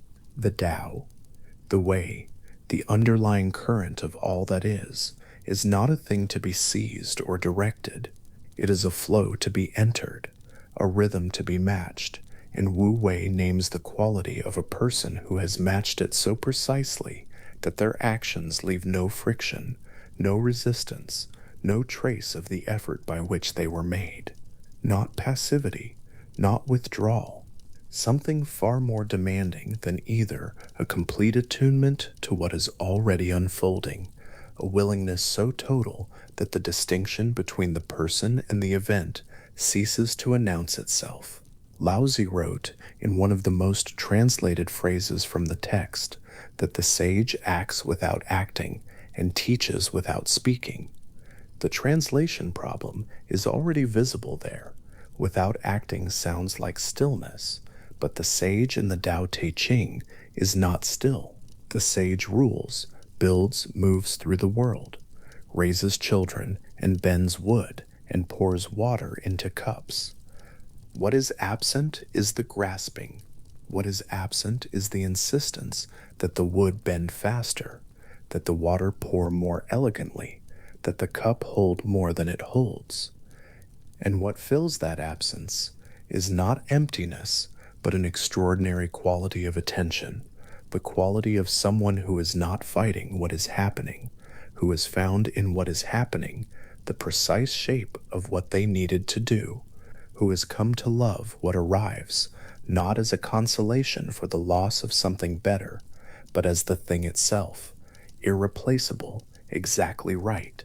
There is a story in the Zhuangzi a later Taoist text written by the philosopher Zhuangzi, Laozi's inheritor and elaborator, sometime in the 4th century before the Common Era, that has been read and taught and returned to across 2,500 years with the persistence of a thing that is saying something people need to hear. Prince Hui's cook is preparing an ox. The prince is watching from the doorway, and what he sees stops him completely, because what he is watching is not what he expected to watch. The cleaver moves through the ox without force. It finds the spaces between the joints, the natural separations, the places where the animal's structure has already provided openings, and it moves through them the way a key moves through a lock that was made for it without friction, without resistance, as if the cutting were already accomplished before the blade arrived. The prince asks the cook how he does this. The cook says he works with his mind and not with his eyes, that he ceased long ago to see the whole animal, that what he follows now is the natural principle of the thing, the Tian Li, the heavenly structure, and that he simply goes where it goes. Zhuangzi placed this story in his text not as a lesson in butchery, but as a lesson in living. The cook who has mastered his craft is not the cook who forces the blade, who hacks through resistance, who imposes the shape of his intention on the animal regardless of the animal's own structure. The master is the one who has spent long enough in relationship with his material that he can read it, who has learned through years of patient attention where the openings are, which spaces were already there before he arrived, what the thing itself is asking to become. And the Tian Li the cook follows, the natural structure, the inherent principle of the thing before him, is a smaller instance of the Tao itself, the vast natural structure of all that exists, which also has its openings and its joints, its places where the right action moves through without resistance, and its places where forcing accomplishes nothing but damage. The parallel with what Nietzsche called Amor Fati is not accidental and is not superficial. It arrives rather from a place where philosophical traditions working on different continents and in different languages, and from within radically different cosmologies, have nonetheless approached the same difficulty from their different directions, and found not the same answer exactly, but the same shape of an answer. The difficulty is this: what does a person do when what happens is not what they wanted? When the grain of the wood runs contrary to the expected direction, when the joint is not where the map said it would be, when the day delivers what the day delivers rather than what was asked of it. The Taoist answer, like the Nietzschean one, refuses the strategy of turning away. It insists instead on the harder discipline of turning toward, of looking at what is there with enough steadiness and enough attention that the natural structure of it becomes visible, and the natural structure, once visible, becomes something one can love rather than merely endure. The Tao Te Ching is a short text. It can be read in an hour, but the 81 short chapters it contains have been generating commentary for 25 centuries, because each of its compressed cryptic statements opens into more territory than the original sentence suggests. Laozi wrote that knowing others is wisdom, but knowing oneself is enlightenment. He wrote that the highest good is like water. Water benefits all things and does not compete. He wrote that the Tao that can be named is not the eternal Tao, and placed that statement at the beginning of everything as a kind of philosophical warning label. Whatever you are about to read is not the thing itself, only the direction in which to look for it. What draws readers back across the centuries is not the comfort of answers, but the quality of attention. The text models, slow, patient, without urgency, watching the way things move rather than deciding in advance the way they ought to move. Buddhism arrives at the same clearing from a different road, and the road it takes runs through suffering rather than around it. Siddhartha Gautama, sitting under the Bodhi tree in the 5th century before the Common Era, did not begin his inquiry with the cosmos, or with politics, or with virtue in the abstract. He began with a simpler and more immediate observation that beings suffer, that life, even a life of privilege and comfort, is threaded through with pain, with loss, with the ache of things changing that one does not want changed, things ending that one wanted to continue, things arriving that one did not want and cannot refuse. The first noble truth of the teaching attributed to the Buddha is simply this: dukkha exists. The word dukkha is usually translated as suffering, but its older meaning is closer to the sensation of a wheel that does not run smoothly on its axle, the small persistent friction of a life that does not fit its circumstances because the circumstances keep moving and the life keeps insisting they stay still. The second noble truth names the cause: tanha, craving, clinging, the insistence on permanence in a world that offers none. The suffering is not in the change itself. The suffering is in the refusal to let things change, in the hand closed around what is already moving away, in the mind that builds its home on ground that was always temporary and is surprised each time the ground shifts. The ox the cook's blade is trying to move through is the impermanence of phenomena, and the blade that hacks and forces is the mind that insists things be other than they are, that this moment should last, that this person should stay, that this circumstance should resolve differently than it is resolving. And the blade that moves without friction, the blade that finds the Tian Li, the natural structure, is the mind that has learned, through long practice, to release what is releasing, to follow what is moving, to receive what arrives with something closer to curiosity than to grief. The Buddha's teaching does not ask its practitioners to stop caring, to become indifferent, to hollow out the emotional life and leave nothing behind. What it asks is subtler and stranger than that, a quality of caring that does not cling, a love that does not grip, an engagement with life that remains fully alive to what is happening without insisting that what is happening conform to a fixed picture of what should be happening. This is structurally very close to what Amor Fati requires. There is, though, a difference worth holding alongside the resemblance. Nietzsche's Amor Fati is spoken by a strong self, a self that turns toward its fate with a kind of triumphant embrace. Love it, he says, not despite what it contains, but because of it, not in resignation, but in affirmation. The full force of the will, directed not against fate, but toward it. The Buddhist path moves in a different direction, not the strengthening of the affirming self, but the gradual, patient dissolution of the grasping self, the careful loosening of the ego's grip on the events it calls its own. The destination, the two traditions' approach from their different roads, is not identical, but the quality of presence each requires, the willingness to be here, in this, fully, without the constant effort to be elsewhere or in something other, is recognizable from both directions. As one recognizes a mountain from two different valleys as the same mountain, even though the path up from one valley looks nothing like the path from the other. Zhuangzi told another story that has something of the same flavor.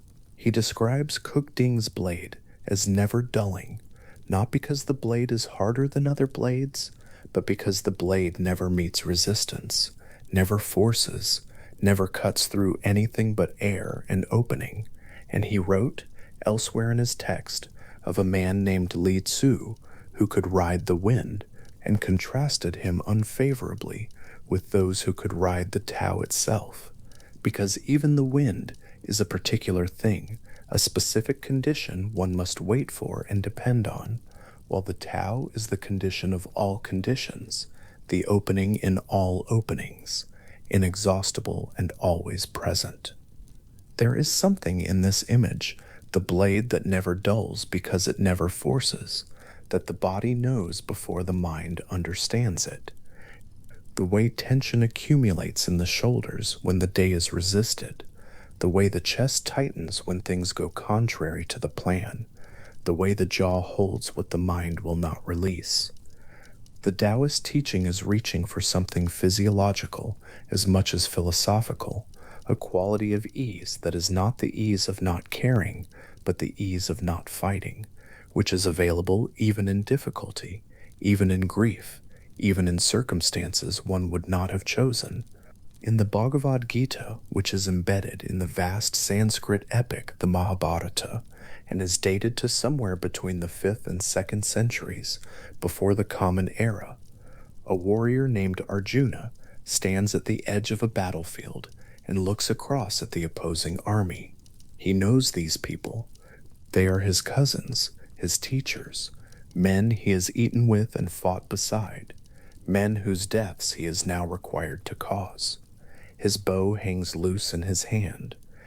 He tells his charioteer, who is Krishna, in disguise, that he cannot do this, that the victory is not worth the cost, that he would rather be killed himself than kill the people facing him. And Krishna's response, which occupies the next 17 chapters of the text and constitutes one of the central documents of Hindu philosophy, begins not with strategy or consolation, but with a question about what Arjuna thinks he understands about death, change, the self, and duty. Krishna does not tell Arjuna that the outcome will be good. He does not promise victory or peace, or that the grief will be smaller than it seems. He tells Arjuna, in the teaching on Karma Yoga, the path of action, is that Arjuna's dharma, his sacred duty, his proper and irreplaceable role in the order of things, is the shape the universe has given him, not a burden placed on him arbitrarily, not an obstacle to be navigated around, but the precise conditions through which his life can be lived fully and rightly. The warrior's duty is not separate from the warrior. It is the form the warrior's life takes in the world, the shape of his fate, the specific circumstances through which the eternal self moves through time. And to resist it, to put down the bow out of a preference for less difficulty, is not compassion but confusion, a misreading of what this moment is, what it is asking for, what the shape of this particular life actually requires. Arjuna's paralysis on the battlefield is recognizable to anyone who has stood in a moment of genuine difficulty and felt the pull toward not doing, toward putting down whatever weight the moment requires, toward preferring a different life than the one that is here. And Krishna's counsel, which is not harsh, not unsympathetic, rich with patient attention to Arjuna's actual situation, is the counsel to take up the weight, not because it will not hurt, not because the grief of it can be avoided, but because this weight, these people, this field, this mourning, this is the shape of the Dharma that has been given, and the Dharma that has been given is when received with clarity rather than resistance, not a sentence but a calling, not fate as prison, fate as vocation. The Gita does not require that Arjuna stop feeling what he feels. It does not demand that he become invulnerable, detached in the sense of hollow, indifferent to consequence. What it asks, and the asking runs through all 18 chapters, patient and persistent, is that he act from duty rather than from preference, that he meet his circumstances fully rather than flinching toward a more comfortable version of them, and that he release his grip on the outcome of his actions, which is the only part of the situation that does not, in fact, belong to him. Do what the moment asks. Release the result. The fruit of action is not yours to hold. What is yours to hold is only this, the quality of attention and care you bring to what is in front of you now, in this field, on this morning, with these people, in this life. There is a moment in the text where Arjuna, having heard the teaching and still feeling the weight of it, asks Krishna to show himself as he truly is, not as a charioteer, not as a wise companion, but as the full form of what he is. And Krishna shows him all of time, all of existence, the birth and death of worlds, the consuming and generating of all things, an image so vast and so overwhelming that Arjuna asks him to stop, to return to the gentle human form, to be again simply a guide and a friend. The vision of the totality of all that has been and all that will be held at once is too much to bear without training, without preparation, without the slow work of gradually enlarging the capacity for what is. And the teaching of the Gita is precisely that slow enlargement, the day-by-day practice of meeting what arrives with full attention and without the resistance born of preference, until the self becomes capable of holding more and more of what is without flinching, without turning away. Shunryu Suzuki was a Japanese Zen master who came to San Francisco in 1959 and found, to his surprise, that the Americans who came to sit with him were, in a certain sense, better students than the students he had trained in Japan. In Japan, he said people practiced Zen because they had been practicing Zen, because their families practiced, because the tradition was their inheritance. In America, the people who came to sit had come entirely of their own volition, with no inherited tradition and no social expectation, often having left behind assumptions and frameworks that had proven insufficient.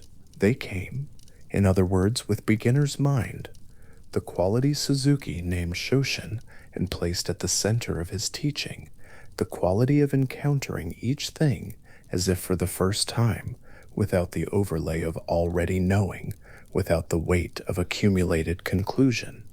In Zen Mind, Beginner's Mind, published in 1970 and drawn from transcripts of Suzuki's talks at the San Francisco Zen Center, he wrote a sentence that has been copied into journals and taped to walls and carried in pockets across 5 decades. In the beginner's mind, there are many possibilities, but in the expert's mind, there are few. He did not mean that expertise is bad or that knowledge is unwelcome. He meant something more precise, that the mind which believes it already knows what this moment is going to feel like, what this person is going to say, what this experience will deliver, has already closed itself to most of what the moment actually contains. The expert's mind has sorted the world into categories that have been useful before and will be useful again, and this sorting is efficient, but it comes at a cost. The freshness of the thing, the specific unrepeatable texture of this particular moment, tends to slip past the sorted categories and be lost. Beginner's mind is not ignorance. It is a quality of attention that holds its categories lightly, that remains open to the experience of the present moment, even when, especially when, that experience is familiar or difficult or unwanted. A practitioner sits in zazen for the 10,000th time, and beginner's mind means not assuming that this sitting will feel like the 9,999th, not arriving at the cushion already knowing what the next 40 minutes will contain. The sitting that arrives is this sitting. Whatever comes up in it, restlessness, calm, pain in the knees, an unexpected quality of stillness, is what this sitting contains, and it is received with the openness of someone who did not already have a different sitting scheduled in its place. The connection to Amor Fati runs through this quality of reception. What Nietzsche called the love of fate, the active, willed embrace of everything that happens, requires at its most intimate level exactly the quality Suzuki was describing, the capacity to receive each moment as the moment it actually is, not as a distorted version of a preferred moment, not as an imposition on a life that should have been different, not as an interruption of what was planned. Beginner's mind is the dispositional ground from which Amor Fati becomes possible, the loosening of the grip on what should be there, which is what allows one to receive and love what is there instead. Suzuki was not drawing on Nietzsche. He was not working in the German philosophical tradition or responding to its questions. He arrived at this adjacent clearing by a completely different path, through centuries of Zen practice and teaching, through a tradition that found its own way to the same recognition that the mind's insistence on a different reality is the source of its own difficulty, and that the releasing of that insistence is not loss, but an enormous and unexpected freedom. The various traditions do not say the same thing. This is worth holding carefully. Laozi and Zhuangzi are speaking within a cosmology that understands the Tao as the real ground of existence, the ever-present natural flow that underlies all phenomena, and Wu Wei is the art of aligning oneself with that flow, which means the flow is real and benevolent and available to those who stop fighting it. The Buddhist teaching on Tanha and Dukkha is working within a different framework, one in which the emphasis falls not on alignment with a cosmic flow, but on the dissolution of the suffering that arises from craving, a dissolution that leads, the teaching holds, towards something the tradition calls nirvana, the cessation of clinging, which is not a place or a state, so much as the absence of the friction that clinging creates. The Bhagavad Gita works within a framework of dharma and karma and the sacred duty that is specific to each individual's role and nature. The acceptance it asks for is the acceptance of a calling, which is a different thing from the acceptance of a flow, and a different thing again from the dissolution of a craving self. And Suzuki's Zen, arriving through centuries of transmission and adaptation, is asking for something that functions more like a practice than a doctrine, a quality of attention that can be cultivated, that can be returned to, that becomes over time the default way of meeting experience rather than the exception. These differences are real. They are not dissolved by the resemblances. A Zen practitioner working toward beginner's mind, and a Taoist scholar sitting with the Tao Te Ching, and a Hindu devotee working through the Gita's teaching on non-attachment, and Nietzsche writing in a spare room about the love of fate, are not all saying the same thing in different languages, but they are all circling the same difficulty, approaching the same territory, working on what is, at its most basic level, the same human problem, the problem of a conscious being in a world that does not and cannot and was never designed to conform to the shape of that being's preferences. What all of them have found, each in their own vocabulary, within their own cosmology, at the end of their own particular road, is that the strategy of insistence, of demanding that what is be other than it is, does not work. Not only does it not achieve its aim, it makes the original difficulty worse by adding the friction of resistance to the weight of what is already there. And that the alternative, which is not indifference, not the abandonment of care, but a different quality of caring, a love that receives rather than grasps, is available, and is in fact the thing that philosophy, in its many forms across its many centuries and its many languages, keeps finding its way back toward. There is a line in the Tao Te Ching, one of the many lines that translators have worried over and disagreed about and returned to, in which Laozi writes something that can be rendered, approximately, as respond to events with receptiveness, and you will find that there is nothing you cannot handle. The Chinese is more compressed and more strange than any English version can fully capture, but the direction it points is clear, not the hardening of the self against what comes, not the toughening of the will to resist, but the softening of the resistance itself, the cultivation of an openness so genuine that what arrives is met fully received completely, held without the additional weight of needing it to be other than it is. The bamboo in the storm, as another of the text's images has it, not the oak that breaks, not the stone that simply deflects, but the bamboo that bends with the full force of what comes and returns, because it was never fighting, to standing. The teaching from the Gita on acting without attachment to outcomes, the Sanskrit phrase is nishkama karma, desireless action, carries a similar quality in a different key. Krishna is not asking Arjuna to stop caring about the battle.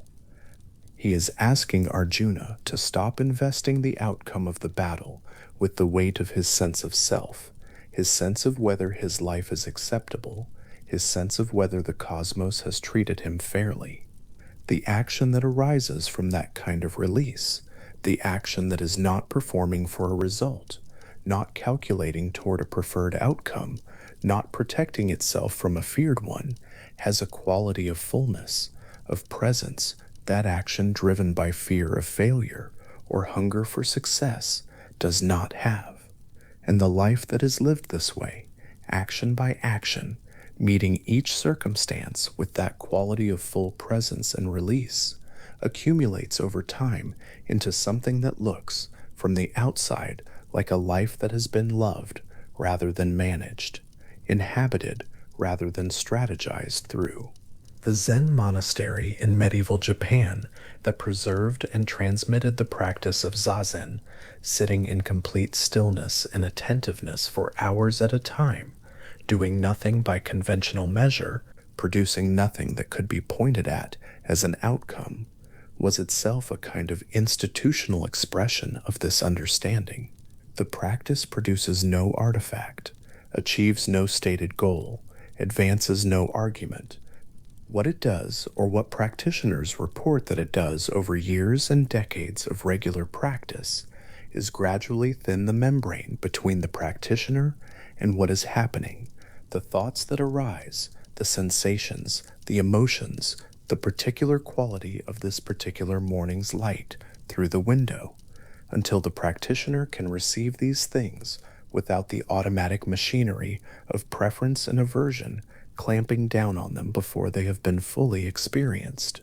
The sitting is training in reception, training in the full presence that is the inner life of Amor Fati, the quality of actually receiving what the universe has said, rather than covering it immediately in argument.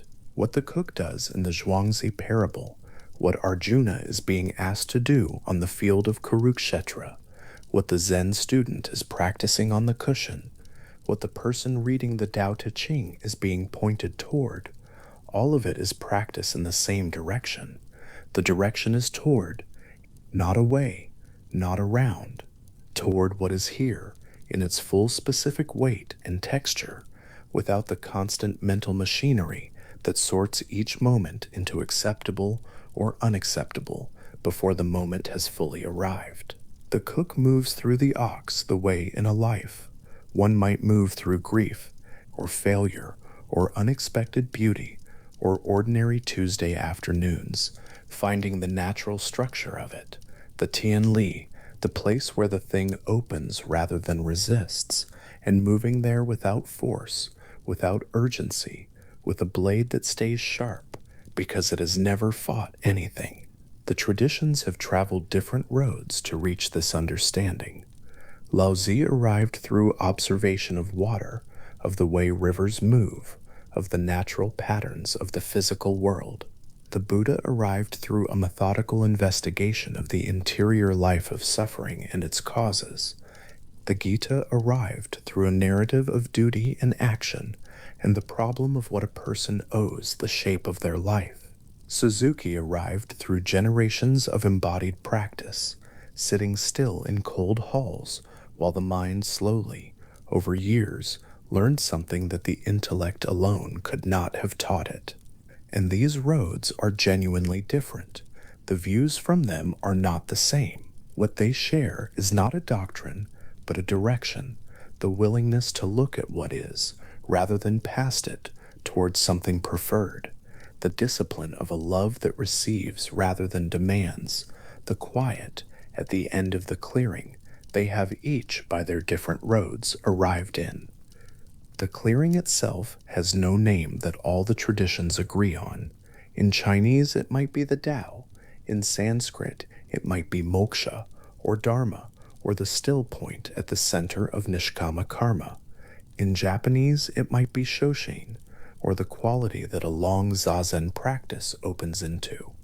In German, in the 19th century, writing in a bare room with poor eyesight and the Alps outside the window, it was Amor Fati, the love of what is faded, the love of what has already been spoken by the universe, received into open hands, held without demand, held with the quality of someone who has stopped waiting for different and has found in what is here the whole of what they needed all along. The different traditions stand beside each other in that clearing without collapsing into each other, without any one of them becoming the explanation for the others, each keeping the full weight of its own particular insight, its own cosmology, its own centuries of practice and teaching and argument and revision. The Taoist sage who has found Wu Wei, and the Zen student who has found Shoshin, and the Gita's warrior who has learned to act without grasping at outcomes, have all arrived somewhere. They are resting. The river, as Lao Tzu might have said, has not stopped moving. The water is still going where it goes, and the going is not difficult because the river, whatever else it is, has never once fought the shape of its bed. Viktor Frankl was standing in the gray cold of a Bavarian winter morning, the ground frozen, the sky not yet light, wearing clothes that did not belong to him and carrying nothing that did. The camp was waking around him in the way camps woke, slowly, without warmth, the sounds of it arriving before the shapes did. And in that particular stillness, in the specific cold of that particular morning, something moved in him that he would spend the next 40 years trying to put into words for other people. What he found, standing there, was a space, not a large space, not a comfortable one, but a space nonetheless, narrow and cold and entirely his own, between what was being done to him and how he chose to meet it. His captors had taken everything they could reach. They had taken his manuscript and his clothes, and the people he loved, and the ordinary life that had contained him, but they had not taken, because they could not take, the interior distance between the thing that arrived and the way he turned toward it. He would call it, later, the last human freedom, the freedom to choose one's attitude toward unavoidable suffering. It was not a large freedom, measured against what had been stripped away, but it was, he came to believe, the one that mattered most, the one that could not be reached by any external force, however comprehensive, however cold. In Man's Search for Meaning, published in 1946, Frankl wrote from inside this discovery, not from a distance, not as an abstraction he had arrived at through reading. He had found it in the specific weather of that specific winter, in a body that was cold and hungry and diminished, and the finding of it in those conditions was itself the argument. When suffering cannot be avoided, what remains available is the act of turning toward it with meaning rather than away from it with despair. Fate, which in that setting wore its harshest possible face, could still be met with something other than pure negation. It could be entered rather than merely endured, and the entering of it, he believed, was available to anyone who understood that the space between event and response belonged entirely to them. This is not far in its inner logic from what Nietzsche had been circling in the alpine light of Sils Maria. The letter of their situations could not have been more different, one a philosopher writing in a rented room, the other a physician surviving atrocity. But what both of them were pointing at occupied the same interior territory, the willed orientation toward what has happened, not the passive suffering of it. the shift from patient to agent, the small decisive act of opening toward what has arrived rather than closing against it. Carl Jung had been thinking about something adjacent for decades. His work moved differently, inward rather than upward, into the parts of a person they most wished were not there. He called the collected unwanted material the shadow, the fears, the shames, the qualities the ego finds unacceptable and therefore buries in the dark where they cannot be seen, not suppressed into nothingness. The shadow does not disappear when it is buried, but carried invisibly, exerting pressure from below, shaping behavior in ways the person cannot account for, because they cannot see the thing doing the shaping. Jung's proposition was that psychological wholeness, what he called individuation, required not the elimination of the shadow, but its integration. The thing one most wishes were not true about oneself is not an error to be corrected. It is a part of the whole that has been excluded, and the exclusion costs more than the inclusion would. To become fully what one is, the entire territory has to be claimed, including the parts that have been locked away, named shameful, kept out of the light. The process is not pleasant, but what lies on the other side of it, Jung argued, is a person who is no longer at war with themselves, a person who has looked at the full landscape of their own interior life and said, in the words Amor Fati might lend to psychology, yes, even this. A Jungian analyst asks a patient to describe the part of herself she finds most shameful. The patient hesitates, and then the words come, and as they come she begins to cry, not because the thing is being judged, but because it is finally being looked at. The looking, which feels like exposure, is actually a form of retrieval. The thing she had carried alone in the dark is now in the room, visible, and the visible thing is smaller than the hidden one had been. The naming of it does not destroy it. Nothing so simple would work, but the naming is the beginning of the thing being claimed rather than merely carried, and claiming is different from carrying in a way that matters enormously over a long life. Albert Ellis sat across from patients in Midtown Manhattan for decades and asked in various forms a single question. Not gently always. Ellis was not primarily a gentle man, but the question had a kind of irreducible clarity that cut through the various layers of complaint and arrived at something structurally simple. Where exactly is it written that the world is obligated to comply with your preferences?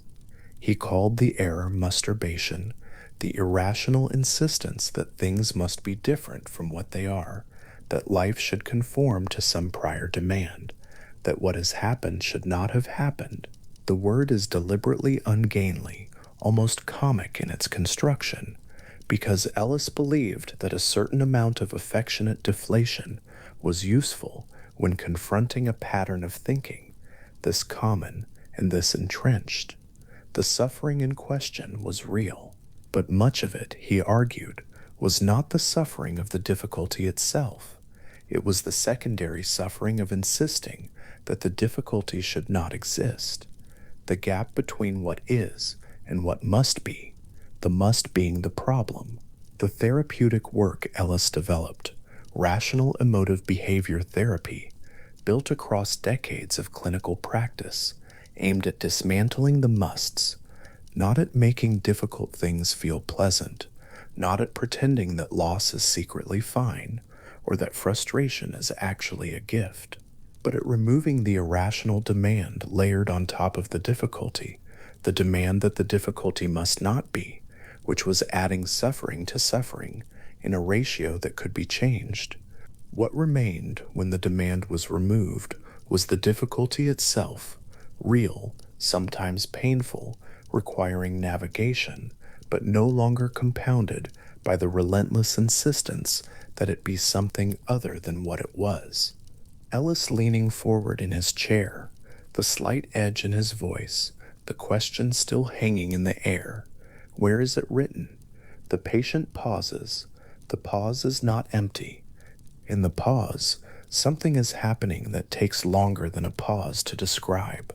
The philosophy and the psychology and the practice briefly occupying the same room.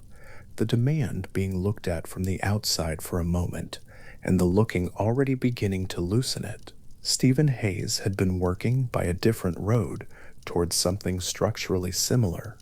Acceptance and commitment therapy, the framework he developed over years of clinical research, rested on a distinction between two kinds of relationship to difficult experience. The first, the attempt to control, suppress, or eliminate uncomfortable thoughts, feelings, and circumstances. The second, the willingness to hold them, to move alongside them without being governed by them, to let what is present be present while still acting in the direction of what matters. Daniel Wegner had demonstrated something important in his laboratory research. When people were instructed specifically not to think about something, a white bear in the famous experiment, they thought about it more frequently than people who were given no such instruction. The suppression attempt, far from working, reliably amplified what was being suppressed. The mind, directed away from something with enough force, generates a monitoring process that continually checks for the presence of the unwanted thought, and the checking is itself a form of thinking about it. The very effort of not accepting creates a gravitational pull toward what is being refused.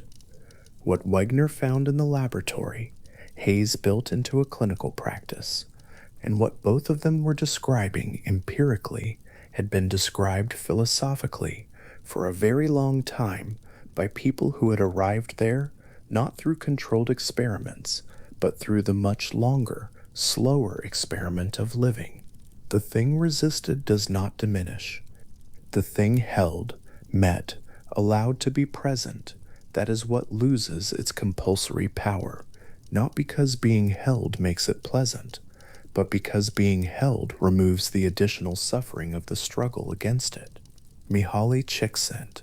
Mihaly had spent decades studying a state he called flow. He had started with artists and chess players and surgeons, people who reported, during periods of deep engagement with their work, a quality of absorption so complete that the usual noise of the mind fell silent, not forced silent, not suppressed into silence, simply no longer competing with anything.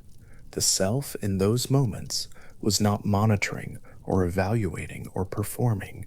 It was entirely given over to what was in front of it, and the givenness was experienced not as loss, but as something closer to release, what characterized the flow state. Csikszentmihalyi found across thousands of subjects and many years of research was not ease. The activities that produced it were often difficult, often demanding, often at the exact boundary of a person's current capability. It was not pleasantness that dissolved the resistant self.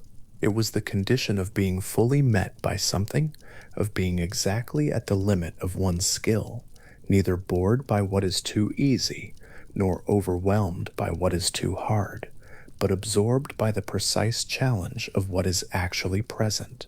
Flow, understood in this way, carries a quiet implication. The dissolution of resistance does not require extraordinary conditions. It does not require the perfect circumstances, the ideal day, the life as one had hoped it might go. It requires, more precisely, the opposite of resistance, the willingness to be fully in contact with what is actually here at the exact level of difficulty it presents, without the overlay of what it should have been instead. The person in flow is not ignoring the difficulty. They are inside it, completely, and from inside it, the distinction between what they wanted and what arrived has dissolved, not because the wanting was suppressed, but because the present moment has become large enough to contain everything. This is what Amor Fati feels like from the inside when it is working, not as a doctrine held in the mind, not as a philosophical position applied consciously to the day's events, but as a lived quality of attention in which the gap between what one wished for and what arrived has narrowed until it is no longer doing any structural work, not gone, not dismissed, simply no longer the organizing principle of the experience. What is what is here, and it has been met rather than measured against something else. The body knows something about this that the mind takes longer to reach. In the first minutes of stillness at the end of a long day, before the contents of the day have been organized into the story, the mind will tell about them. The body is already doing something. It is releasing. The breath slows without being instructed to slow. The muscles that have been holding against the day's friction begin, incrementally, to give.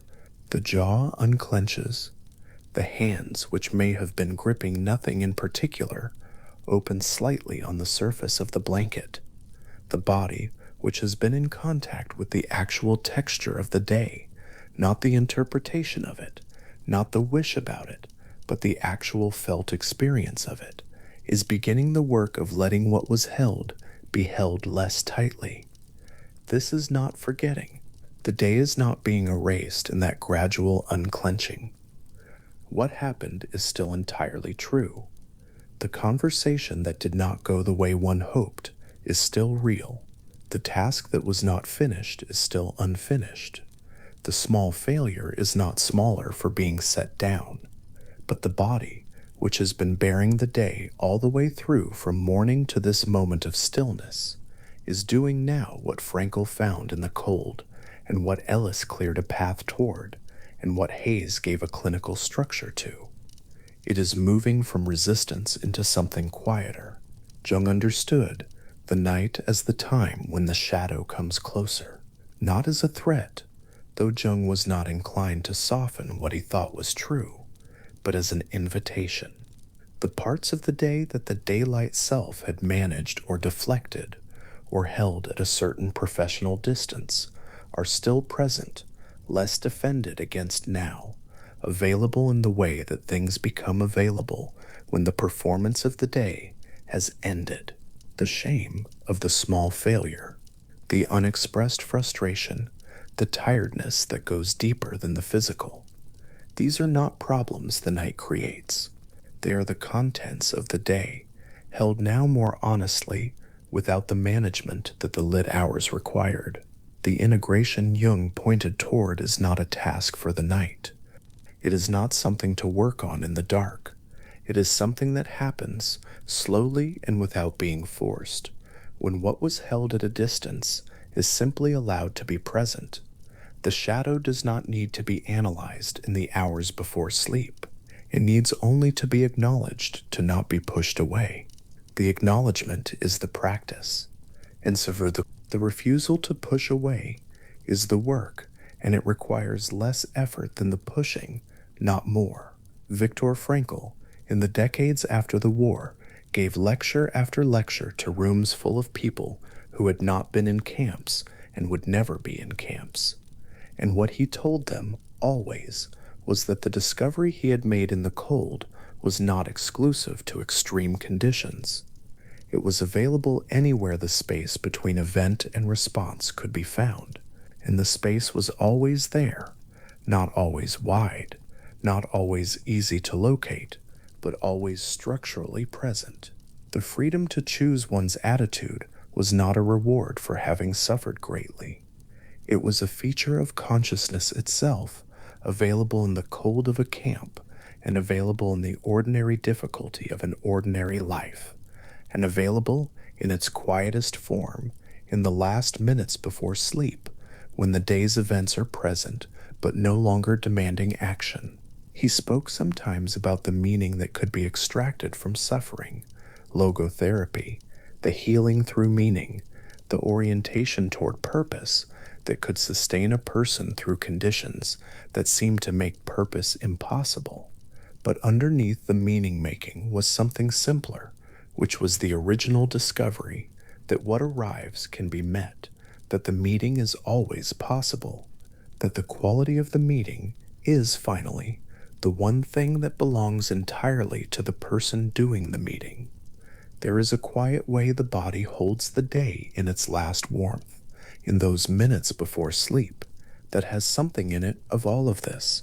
A stone that has been in the sun all afternoon does not immediately lose the heat when the light goes. The surface of it stays warm for a long time after the sun has moved past, and if someone places a hand on it in the early dark, they will still find something there, not light, not warmth, that could be called warmth exactly, but the retained evidence of a day of receiving. The stone did not choose the sun. The stone did not evaluate the quality of the light, or measure it against what the light had been on previous afternoons. The stone simply received what arrived, completely, and held it, and the holding went all the way through. What the body does in those last minutes is something like this. The day arrived, all of it, not the day that was hoped for, not the ideal version, but the actual day with its actual texture, its friction, and its ease, its moments of genuine connection, and its awkward silences, its competence and its failure, its beauty in places, its difficulty in others. The body was in all of it. The body did not abstract the day or wish it were otherwise. The body was simply in contact with the day at every moment, from the first waking through the long middle and into this particular stillness, and all of that contact is still present, still being held, still warm in the flesh, in the way the stone holds the sun. The practice of Amor Fati, traced back through the rooms in which it was first understood, arrives here, not as a philosophical position to be adopted, not as a form of therapy to be applied, not as a technique for improving the quality of one's response to difficulty. It arrives as something more basic than any of these, which is the simple orientation of open rather than closed. The day that arrived was the day that arrived. The life that has been lived has been the life that has been lived. And the question, which does not demand an answer tonight, which does not demand an answer at all, is only whether these facts can be met with the hands open or the hands closed. Hands closed against what has arrived adds the effort of the closing to the weight of what is already there. It is heavier. It is more tiring. It is the masturbation Ellis named, the shadow pushed away that Jung named, the suppression that makes the bear appear more frequently, the craving and clinging that the Buddhist traditions name something else, but described with the same essential gesture, the grip on what should have been, on what must be, on what cannot be permitted to have occurred. Open hands do not pretend the weight is absent. They simply hold it differently, without the grip, without the additional effort of insisting that the thing should not be there. The thing is there. The thing was the day, and the day was the life, this portion of it, and the life is not improved by the refusal to look at it. It is only made more distant, more foreign, less available to the love that Amor Fati names.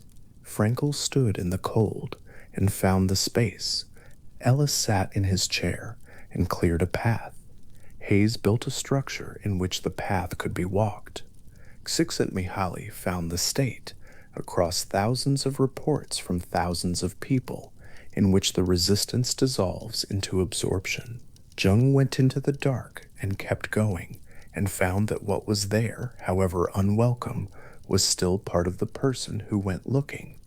All of them, by different roads, arrived at something that is not a solution and not a resolution, but a posture, the body turned toward what is, rather than away from it, the attention resting in what is actually present, rather than lifting away toward what should have been instead. The breath is slowing now. The room is the same room it has been all evening, but it is quieter. The day is still entirely itself, still exactly as it happened, unchanged, unrevised.